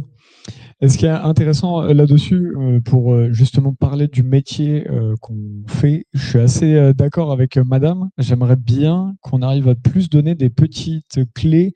Tu parlais de préparer des kits, éventuellement de faire des petites capsules qui soient plus faciles. Parce que, pourquoi je dis ça? Parce que quand on regarde notre travail, on a tous fait des longs formats. Et ce qui est très bien, parce qu'en fait, on a prouvé qu'on était capable d'avoir des réflexions extrêmement longues, de donner la parole à des experts qui avaient des raisonnements construits. Donc, on a fait le travail à ce niveau-là, et maintenant, c'est vrai que je pense qu'il y en a beaucoup qui ont tenté de faire des shorts, etc., des petits extraits. Il faudrait qu'on arrive à alterner ça, et justement à pouvoir avoir par exemple pour vos collègues, je crois, dont vous parliez, ou il y en a qui me disaient, j'essaie encore de convaincre mes enfants, ma famille, etc. Il faut qu'on arrive à faire du petit contenu de 5 minutes qui ce soit impossible pour les gens pas éveillé, entre guillemets, de ne pas le regarder. Et après, pas forcément d'être d'accord ou pas avec nous, mais au moins que ça suscite du débat. Vous permettez juste que je reprenne une minute la parole. Oui, tu disais, nous, et je l'ai dit tout à l'heure, venant du cinéma, pareil, une chose, c'est le montage. Alors, beaucoup de gens croient que le montage, c'est juste mettre bout à bout des trucs qu'on a filmés. Non, non, le montage, c'est ce que je vous disais, les standards, c'est quand on a 2h30 de rush passé à 25 minutes, c'est 8 à 9 semaines. Donc moi, par exemple, je les ai passés sur des interviews, mais construites, filmées à 3 caméras, dans des décors, des choses un peu construites. Mais c'était, je peux vous dire, je me suis pris des volées de bois vert de scientifiques. Mais tu gardes ça, pourquoi tu gardes ça autant de temps? Et après, ça faisait beaucoup, mais alors beaucoup, beaucoup de vues et ça marquait les esprits. Parce que les 25 minutes qui étaient là ne trahissaient pas ce qui était dit dans les 2h30. On peut très bien résumer et synthétiser 2h30, ça demande beaucoup de travail, hein, en 25 minutes. Et l'avantage, c'est que, je vous assure, hein, je prends le pari, je vous lance les 25 minutes, vous êtes scotché. Si j'ai travaillé 9 semaines dessus, de la première seconde à la dernière, vous êtes scotché, vous n'aurez pas envie de zapper. Hein. Mais ça demande beaucoup de travail, beaucoup de temps qu'on n'a pas toujours. On ne peut pas le faire toujours et ce n'est pas une injonction. Mais le montage, se servir de techniques venues par exemple du cinéma, du montage, le vrai montage, pas juste mettre bout à bout, c'est des choses qui peuvent donner une efficacité incroyable. Mais c'est pareil, BFM ont les moyens et tout ça de prendre des monteurs qui peuvent justement monter leurs vidéos. Effectivement, on a moins de réalisateurs là-dessus et c'est encore une discrimination que subissent les médias indépendants là-dessus. Nous, effectivement, comme on manque de ressources humaines, après on en revient à ce que disait monsieur Michel, je crois, qui disait qu'effectivement on fait trop de quantité par rapport à la qualité. Ça vaudrait le coup, effectivement, de faire moins de vidéos et parfois peut-être de passer de temps à essayer de faire quelque chose qui soit extrêmement plus digeste. Juste un mot pour rebondir sur ce que vous êtes en train de dire sur le montage, par exemple. Maintenant que je suis toute seule sur ma chaîne, donc je l'ai dit, je fais les interviews, je les prépare et je monte. Et des fois, on a des commentaires, de mauvais commentaires. Et moi, je constate il y a quelque chose que j'avais pas sur le Média en 4K2. J'ai beaucoup de commentaires négatifs, parfois agressifs. Et des fois, les gens se plaignent du montage. Mais si je devais prendre un monteur, il faudrait que je le paye, il faudrait que je le rémunère. Et je ne peux pas. Donc, je fais tout moi-même. Des fois, les gens se plaignent de la qualité du son. Oui, alors j'essaye d'améliorer le son parce que on a les outils pour quand on est un peu formé. Mais des fois, je peux pas parce que le son de l'invité est catastrophique. Et donc, les gens se permettent de faire des critiques très faciles. Faut pas oublier que c'est de l'artisanat, hein, ce qu'on fait. Hein. Voilà, c'est vraiment de l'artisanat. On n'a pas le matériel, tout le matériel adéquat. Bon. Oui, si vous permettez. Moi, je salue tout le monde et je suis très, très fière, très contente de voir où on en est aujourd'hui. Alors, je suis arrivée ce matin, puis j'ai vu cette... pour moi, ce n'est pas un cheval, c'est une jument, et c'est une jument ailée. Je ne sais pas si ça parle à quelques-uns d'entre vous. Oui, mais pour moi, c'est aussi une jument ailée. Et je fais référence, pour ceux qui la connaissent, à Guylaine Lanctot. Et où elle a fait, moi j'ai quitté la France pour la rejoindre. J'ai été son assistante pendant 6 ans, j'ai donné ses ateliers. Et ce qui me reste, alors elle a fait un tableau qui représente les 4 niveaux de conscience. Les 2 premiers niveaux, c'est le mouton docile, s'il vous plaît, protégez-moi. Le deuxième, c'est le mouton rebelle, qui se rebelle, mais qui reste un mouton néanmoins parce qu'il donne l'autorité à l'extérieur.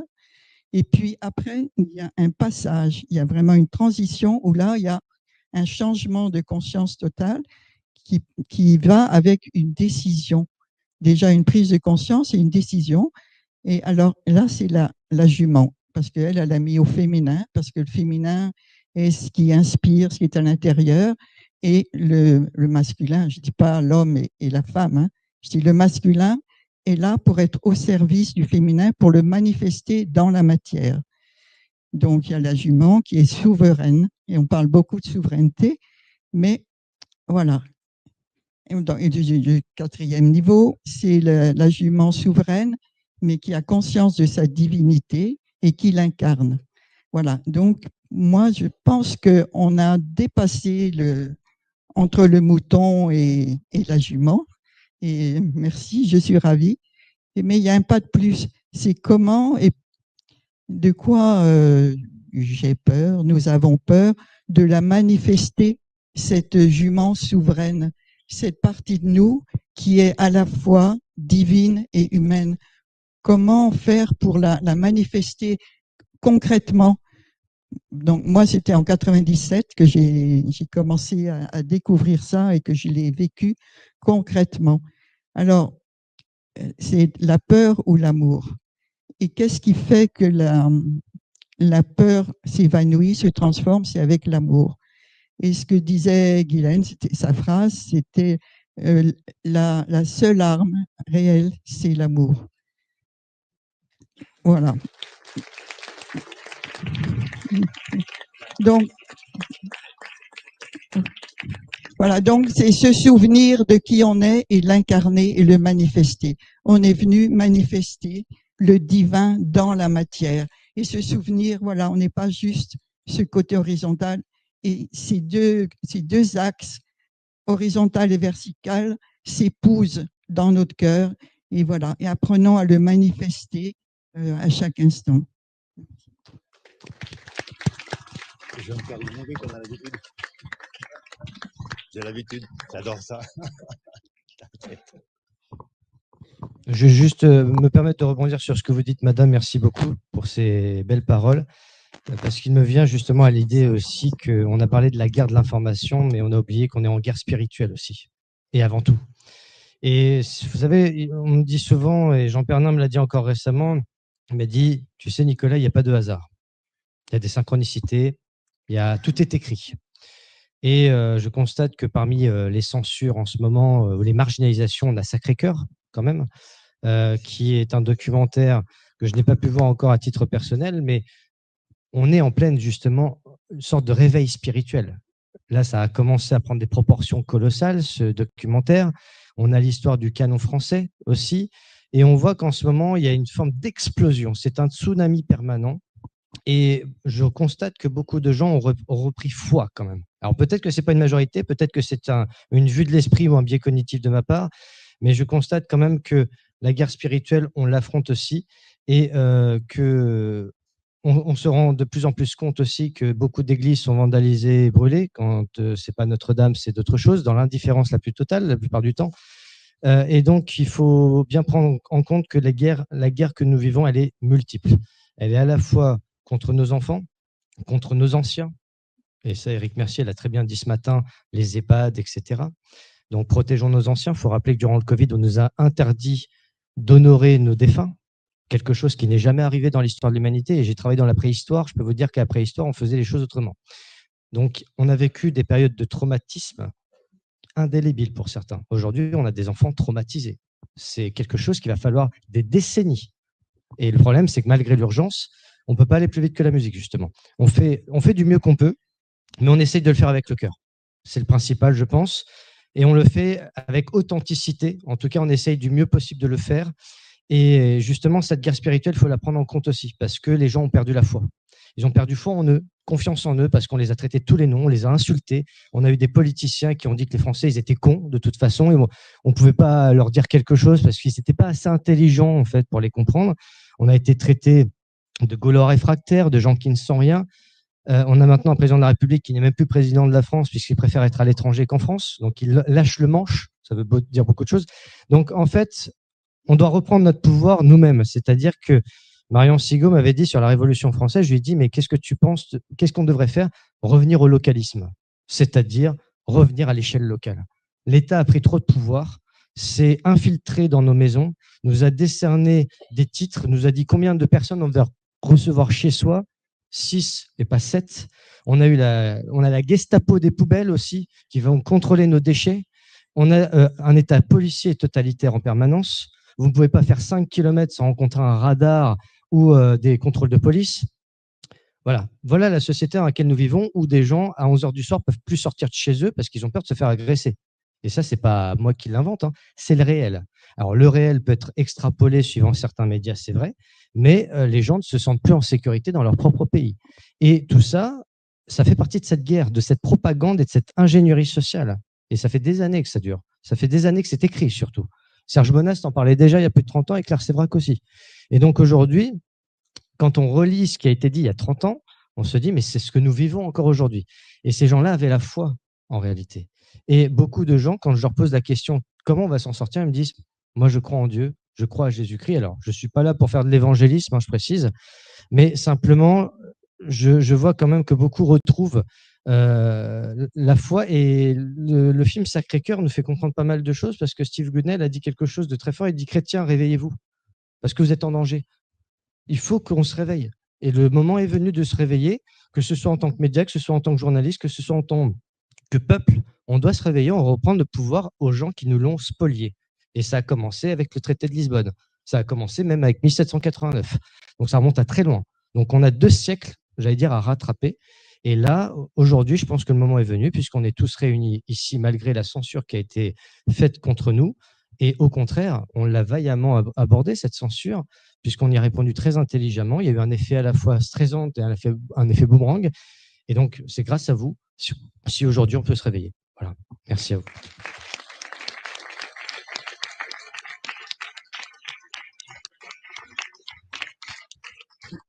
Je voudrais aussi rebondir sur ce que vous avez dit, madame, parce que c'était très touchant. Vous avez parlé de 2 notions qui s'opposent, la peur et l'amour. La peur, bien sûr, qu'on maintient cette peur parce que c'est une basse vibration et ça fait partie des techniques d'ingénierie sociale et ça nous maintient dans un état de sidération, dans un état de léthargie et on ne peut plus bouger, on ne sait plus quoi faire, on ne peut plus réfléchir. Il faut lire Gouverné par le chaos de Lucien Cerise. Et tu parles de la foi, Nicolas. Effectivement, moi j'ai envie de vous poser une question. Pourquoi en France, parler de Dieu ou parler de sa foi, c'est interdit? Je comprends pas. Je comprends pas. Au nom de la laïcité, parce qu'on nous invoque le principe de laïcité, la plus grande fumisterie finalement. Mais oui, mais oui. Et oui, tout se passe avec l'amour et c'est comme ça qu'on y arrivera. Effectivement, tout passe par le cœur, tout passe par l'amour. Et je pense que ce qui nous réunit ici, quand même, c'est qu'on a quelque part, même si on a des avis qui divergent, mais quelque part, on partage les mêmes valeurs en réalité. Et même avec vous, parce que je le vois, là, on parle de spiritualité, je m'y attendais pas, et on a vraiment des valeurs communes. Et c'est ce qui nous fera peut-être arriver au bout de cette guerre. Quand, je n'en sais rien, hein, mais en tout cas, on est là pour perdurer, pour être endurant, pour aller jusqu'au bout. Et oui, gardons la foi, parce que ça, c'est très important. Et n'ayons pas honte aussi de parler de notre foi, parce que c'est ce qu'on veut nous faire croire. On veut nous faire croire qu'il ne faut pas en parler, que c'est une honte, c'est un tabou. Non, non, non, c'est comme ça qu'on y arrivera, avec l'amour et la foi.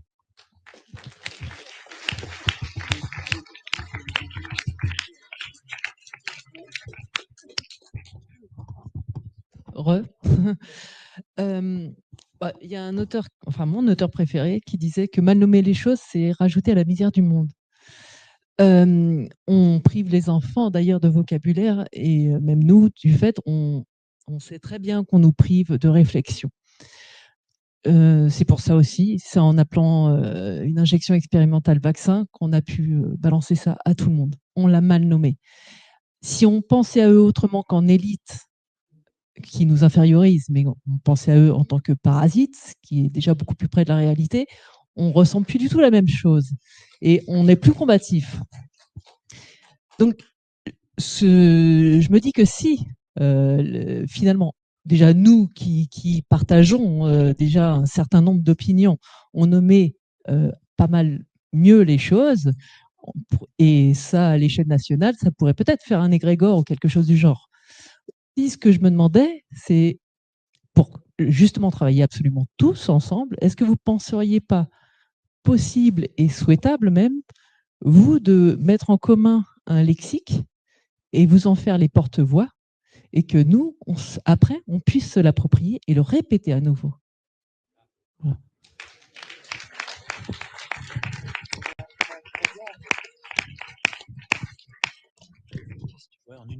C'est une contre-propagande.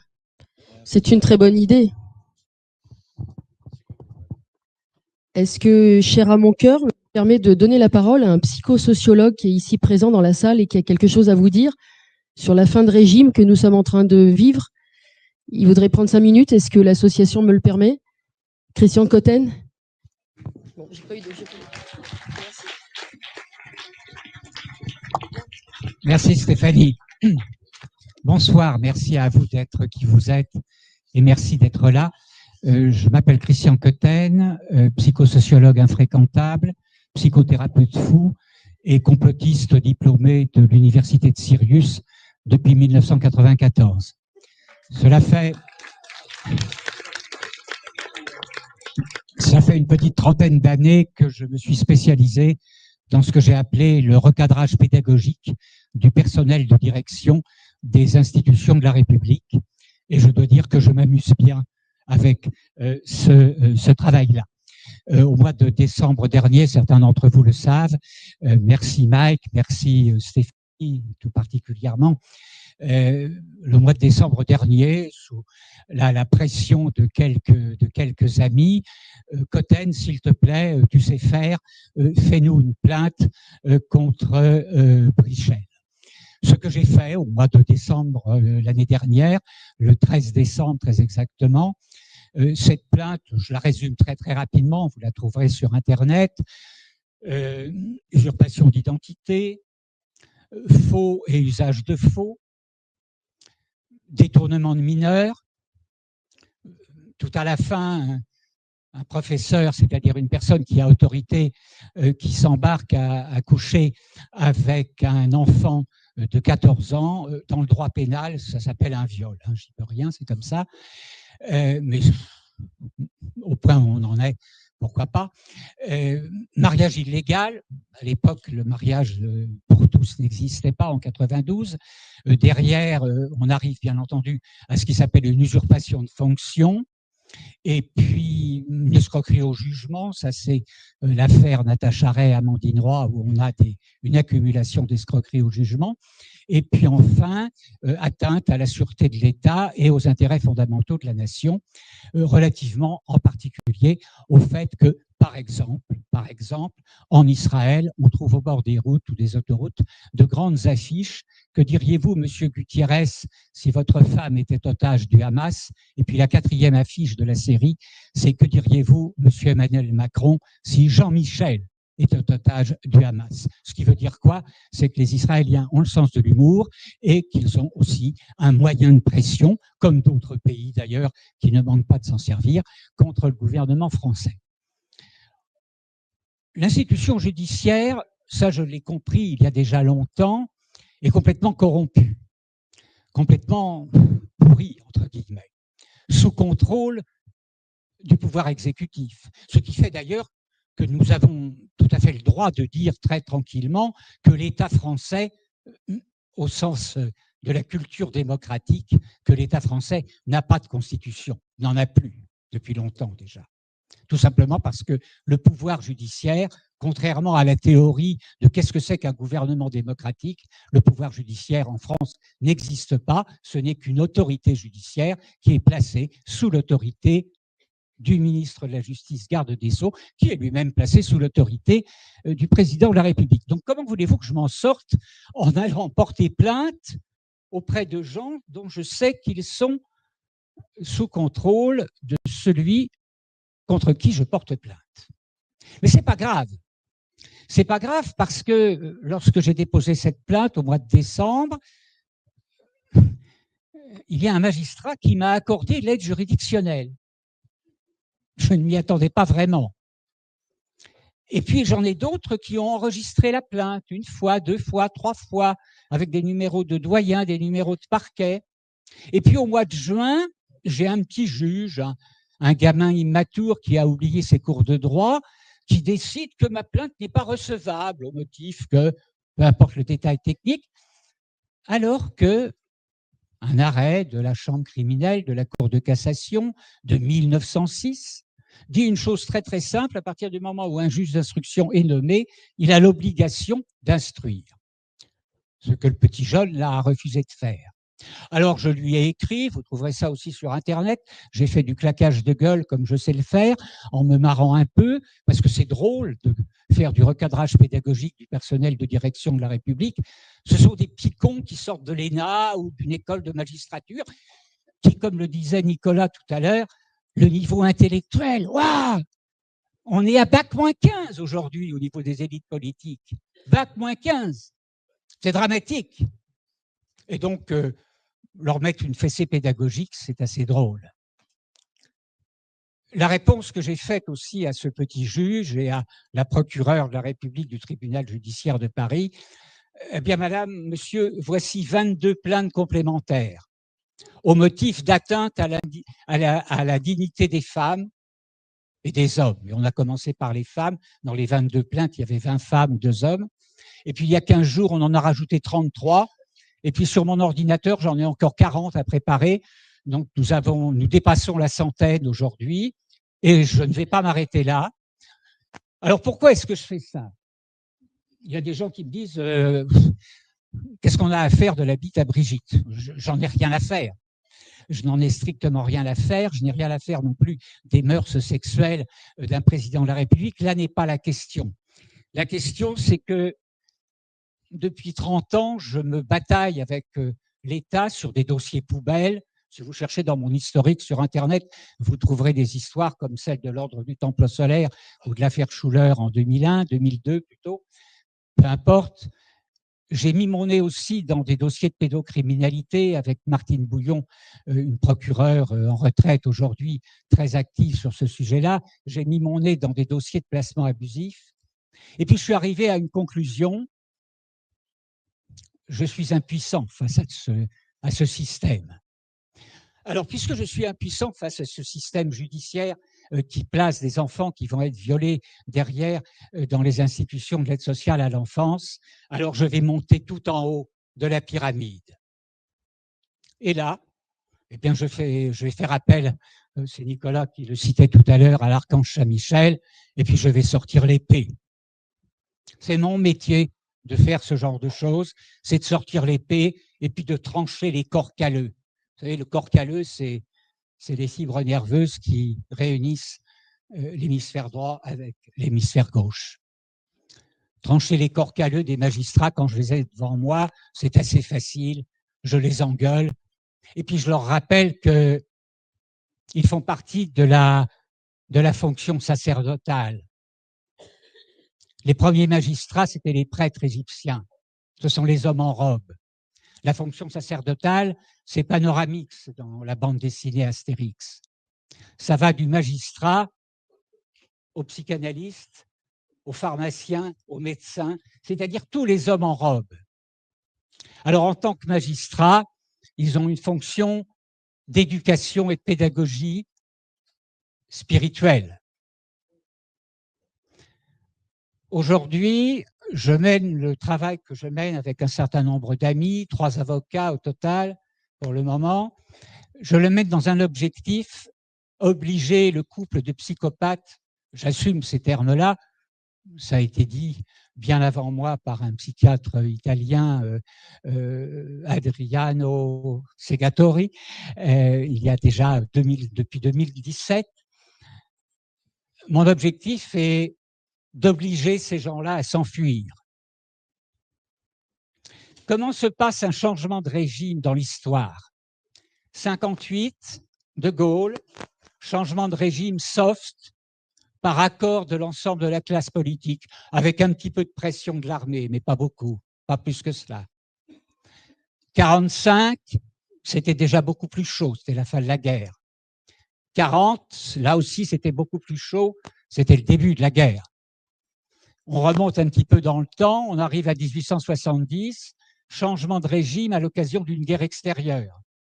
Alors j'espère que les militaires les plus lucides sauront freiner les velléités guerrières du type qui se croit président de la République et nous évitera d'avoir un changement de régime politique à l'occasion de la fin d'une guerre où nous serions légèrement fessés par nos amis russes.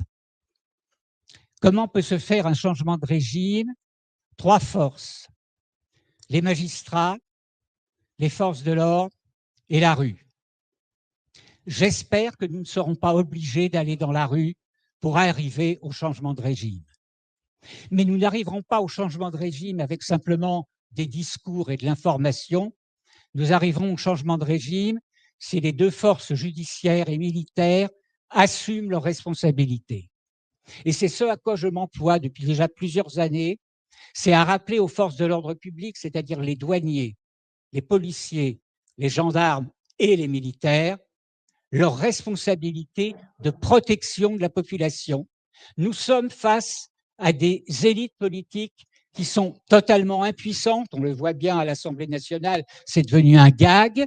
Nous sommes face à des élites politiques totalement impuissantes qui sont incapables de gérer un changement de régime. Il va donc falloir que nous le fassions.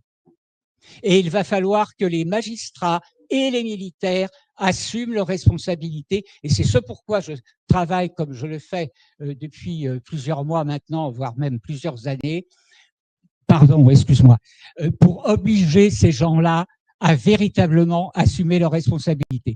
Aujourd'hui, j'en suis à 100%, à 100 partie civile, pardon. J'invite tous ceux qui veulent nous rejoindre à le faire. Ça ne coûte pas grand-chose, ça demande de remplir un bout de papier et cela crée une pression psychologique sur la magistrature qui, à un moment ou un autre, va être obligée d'instruire. Instruire dans le dossier, ça veut dire convoquer Jean-Michel, parce que Brigitte, oubliez, s'il vous plaît, soyons très très clairs, le dossier est extrêmement solide, voir Xavier Poussard, voir Natacha Ray, voir le site Précibus d'Alain Béran, d'Alain de Précibus. Tout cela est extrêmement clair. La semaine dernière, oui, pardon, je suis bavard. Ok, je vais m'arrêter là. S'il vous plaît. Je voulais juste passer un message. Nous sommes dans un changement de régime politique et c'est vous, c'est nous qui allons mener ce changement de régime politique par la pression sur les magistrats et la pression sur les forces de l'ordre et en particulier les militaires. Merci. Merci.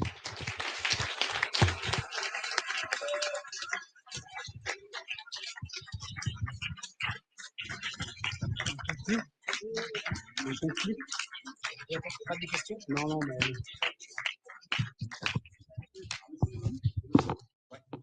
Tu laisses conclure tous. Ouais, mais là... Il y a quoi, encore une ou 2 questions? Dernière madame. Allez.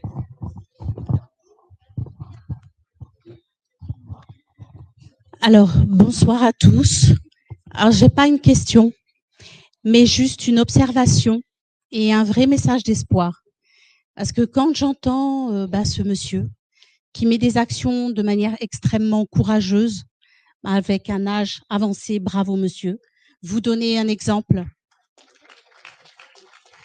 Bravo monsieur.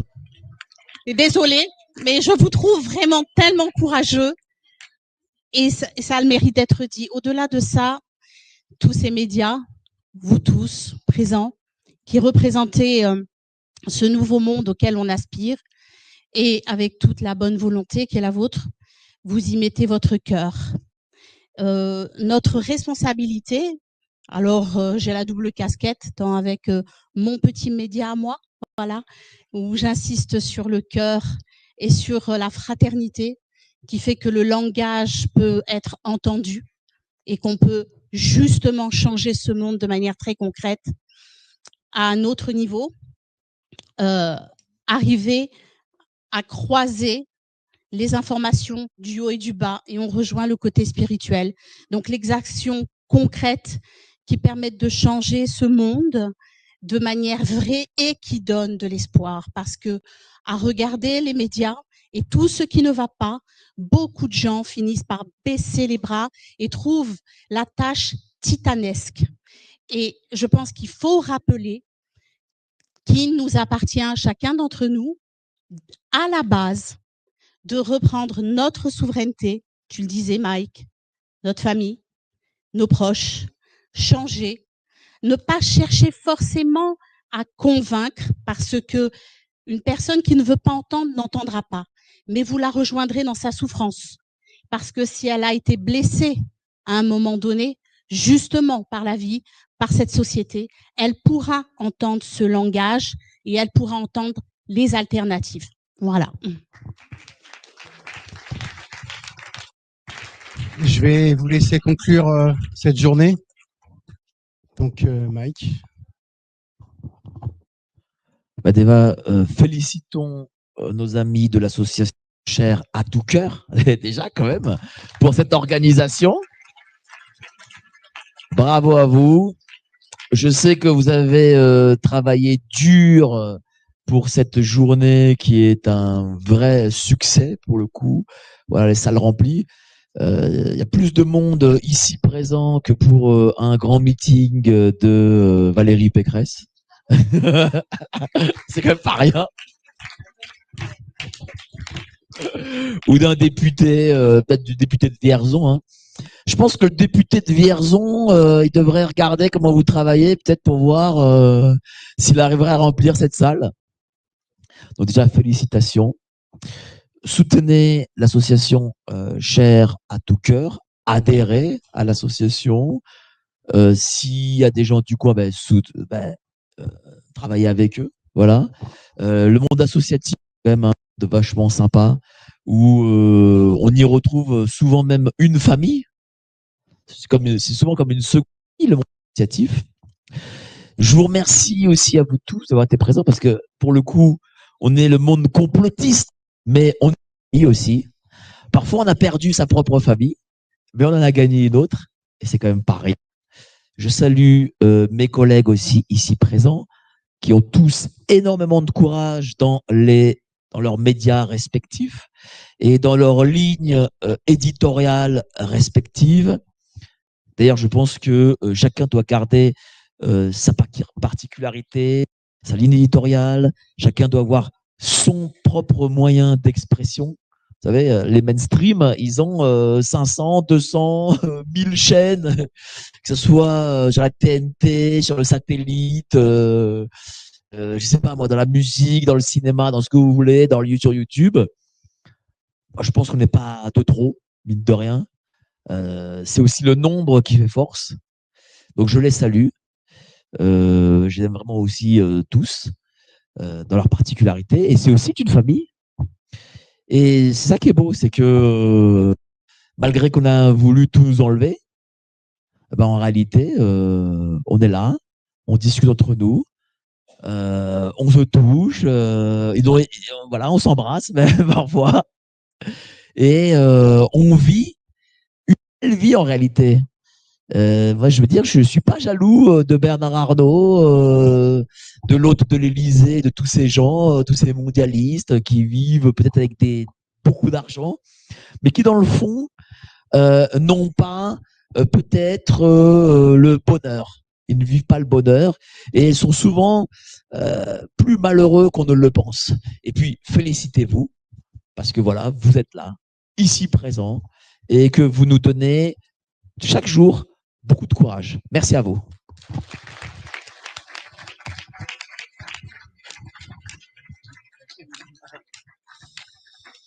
Voilà, donc pour clôturer cette conférence, moi d'abord je tiens à remercier Cher à tout cœur pour leur organisation, tous les bénévoles qui ont participé à ça, la régie qui a fait un très beau boulot.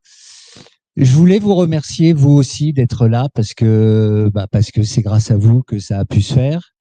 Je suis un peu déçu parce que j'attendais aussi les gendarmes. Et j'avais moi préparé une recette du risotto aux asperges pour noyer le poisson pendant qu'ils entraient dans la salle, pour bien leur montrer à quel point leur intervention serait grotesque. Malheureusement, ça ne s'est pas fait, mais j'espère une prochaine fois. Voilà. Et j'aimerais demander aux gens qui habitent dans la région. Donc encore une fois, Thibault L'Honneur a voulu empêcher cette conférence. Allez à ses prochains meetings politiques parce que je crois qu'il ambitionne d'être le maire de Vierzon et prenez en photo son audience. Je pense que vous êtes plus nombreux. Merci à tous. Au revoir.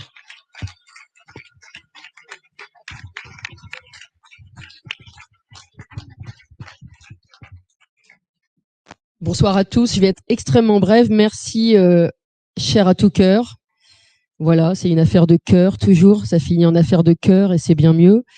Je vais terminer en disant réinformons et agissons. Voilà, c'était pas incompatible. Au contraire, informer permet d'agir. Voilà, ça rentre dans la cervelle et ça ressort dans le corps. Et je vous embrasse. Je vous remercie.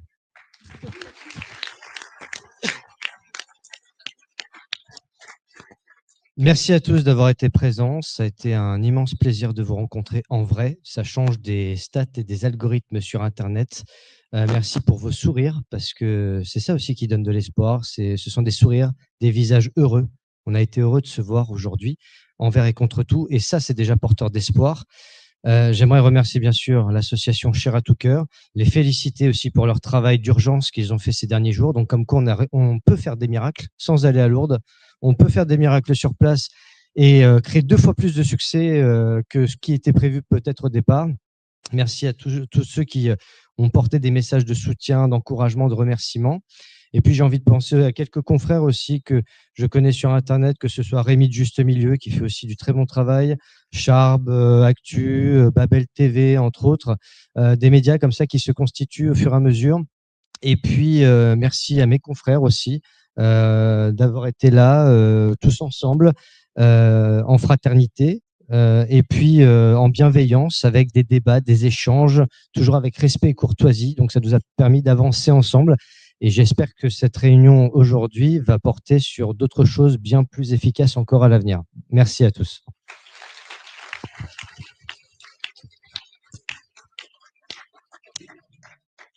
Alors moi aussi, bien sûr, je félicite l'association Chair à tout cœur. Bravo pour l'organisation. Ça a été une journée formidable.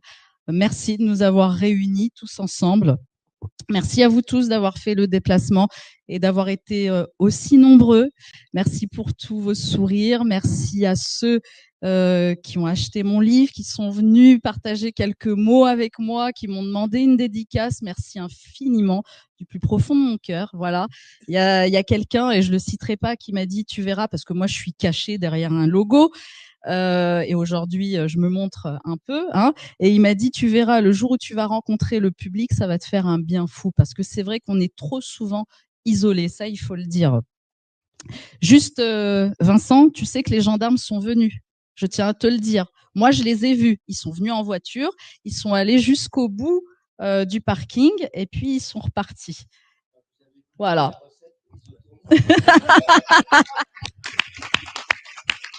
Donc, ils étaient là. Et puis, pour terminer, juste un mot. Je vous l'ai dit dans ma présentation en 2018, j'ai complètement mis de côté cette profession que j'avais plus envie d'exercer et qui correspondait plus à mes valeurs. Et j'ai replongé dedans en 2020 avec l'appel, ce fameux appel de Marcel D. Et je n'avais aucun objectif, il faut le savoir. Pour moi, c'était une grosse blague. Je savais même pas où ça allait nous mener. Comme aujourd'hui, je songeais même pas à créer mon propre média. Vous voyez? Et je pense que cette pluralité dont parlait Mike, là, des médias, on en a véritablement besoin. Alors peut-être que pour vous, ça fait beaucoup trop de sources d'informations, de plateformes de diffusion, et que c'est difficile. Mais je pense que pour le moment, on a vraiment besoin de garder notre singularité, notre identité et surtout, et plus que tout, notre indépendance. Et puis après, on verra où ça nous mènera. Mais déjà, le fait d'être là ensemble, vous voyez, on s'entend tous bien et on ne triche pas avec vous. C'est ça qu'il faut savoir, c'est qu'on est vraiment authentique. Et quand Nicolas parle de fraternité, il y a réellement cette fraternité entre nous. Et je suis certaine qu'il y a des collaborations, il y a des choses qui vont se former, qui vont avoir lieu. Et je pense qu'on n'imagine même pas ce que ça va donner. Parce qu'aujourd'hui, cette journée, pour moi, c'est un véritable succès. Et c'est le point de départ vers quelque chose d'encore beaucoup plus grand. Et ça, ne l'oubliez pas. Je ne sais pas si ce que je vous dis est vrai et réel, mais je le ressens ainsi. Et juste pour terminer, on a parlé de toutes les émissions et tout qu'on fait. Moi, ce qu'il faut savoir, c'est qu'il y a le pan spirituel, très bien, mais en tant que journaliste, moi, j'ai besoin aussi d'animer des débats de fond. Et tout ce qui est géopolitique, histoire et tout, c'est très important. Et ça, je ne lâcherai jamais, vraiment, parce que ces sujets, quand on parle de la guerre en Ukraine, quand on parle de ce qui se passe à Gaza ou quand on parle aujourd'hui de ce qui se passe au Soudan, nous aussi, on a le droit d'aborder ces sujets et on a le droit d'inviter les spécialistes et pas les spécialistes de plateau, de réinformer également sur des sujets de fond. Et ça, c'est quelque chose que je ferai. Quoi qu'il arrive, quoi qu'il en coûte. J'aime bien cette phrase, ces mots-là. Merci à tous.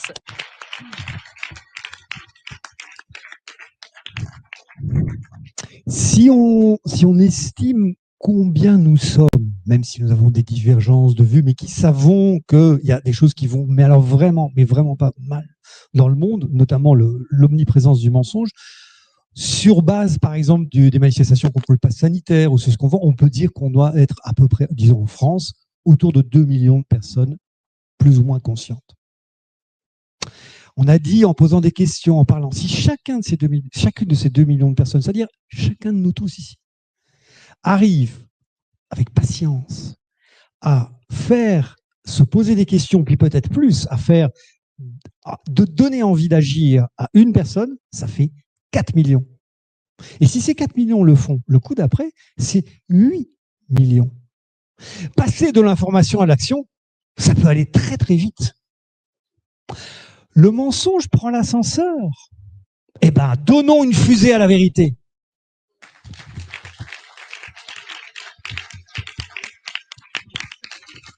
C'est expéditif.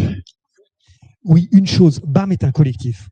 Donc, je m'appelle Michel, mais rapidement, les noms de mes camarades qui étaient là avec moi. Il y en avait déjà 2 qui ont passé leur journée en régie pour voir s'il y avait, j'espère que tout va bien, les gars. Marc-Henri et Vinciane, je vous embrasse. Pierre, Chocho, Caroline qui est en ce moment, on pense à elle, je ne vais pas dire pourquoi, elle a un petit souci, un gros souci de son... Bon, Caroline, on pense très fort à toi. Oh putain, j'ai oublié quelqu'un. Manu, le fondateur, Manu Pout, avec Réginald, Yvan, Nicolas, puis quelques-uns qui sont autour de nous, Valérie, Colin, qui ont été, j'espère que je n'ai oublié personne parce que je tremble nous sommes un groupe, donc je voulais absolument dire leur nom puisque nous sommes un groupe uni, amis, village gaulois, comme j'ai dit. Bravo Michel.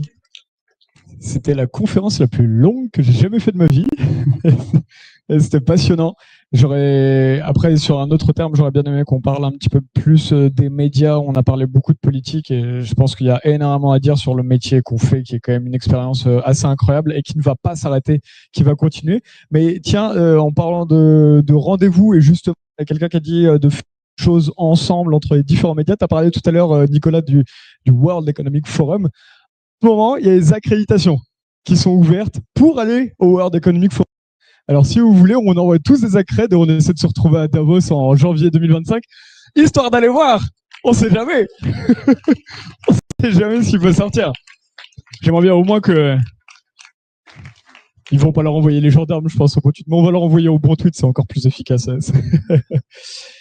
Et pour finir là-dessus, en tout cas, on a prouvé encore aujourd'hui, comme on l'a dit en début tout à l'heure, on est comme de l'eau, c'est-à-dire ils peuvent essayer de faire barrage où ils veulent, mais on arrivera à s'infiltrer et c'est génial de voir autant de personnes ici dans une ville comme, je sais pas si on a le droit de dire la ville, mais on est près de Vierzon dans un tout petit patelin et c'est génial de voir qu'on peut arriver à se rassembler, à échanger en dehors. Quand on avait fait des entractes, j'ai eu des discussions incroyables avec tout type de personnes. Il y a des gens qui font, rapprochez-vous des collectifs et souvenez-vous, vous savez très bien, mais c'est quand on nous envoie de la malveillance, le cerveau humain réagit directement à se dire, il nous a fait ça, il m'a fait ça, j'ai le droit de le faire.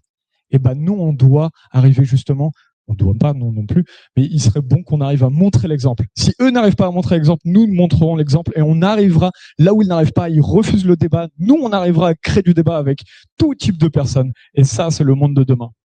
Et là-dessus, merci.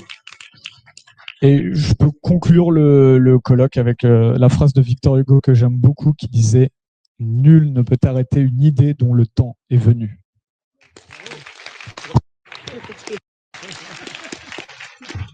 Alors là, je me mets debout parce que pour le coup, donc on a pas mal parlé aujourd'hui. Je voudrais vous mettre, vous, à contribution. Donc, je vais vous demander un truc un peu compliqué à faire. Voilà. Donc, je vais vous dire un truc, il va falloir me répondre. Donc, qu'ils aillent tous se faire. Ça fait du bien, hein?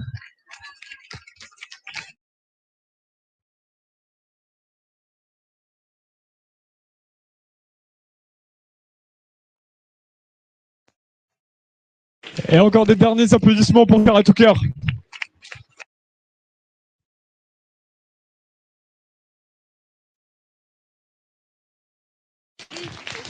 après, on va avec les bénévoles.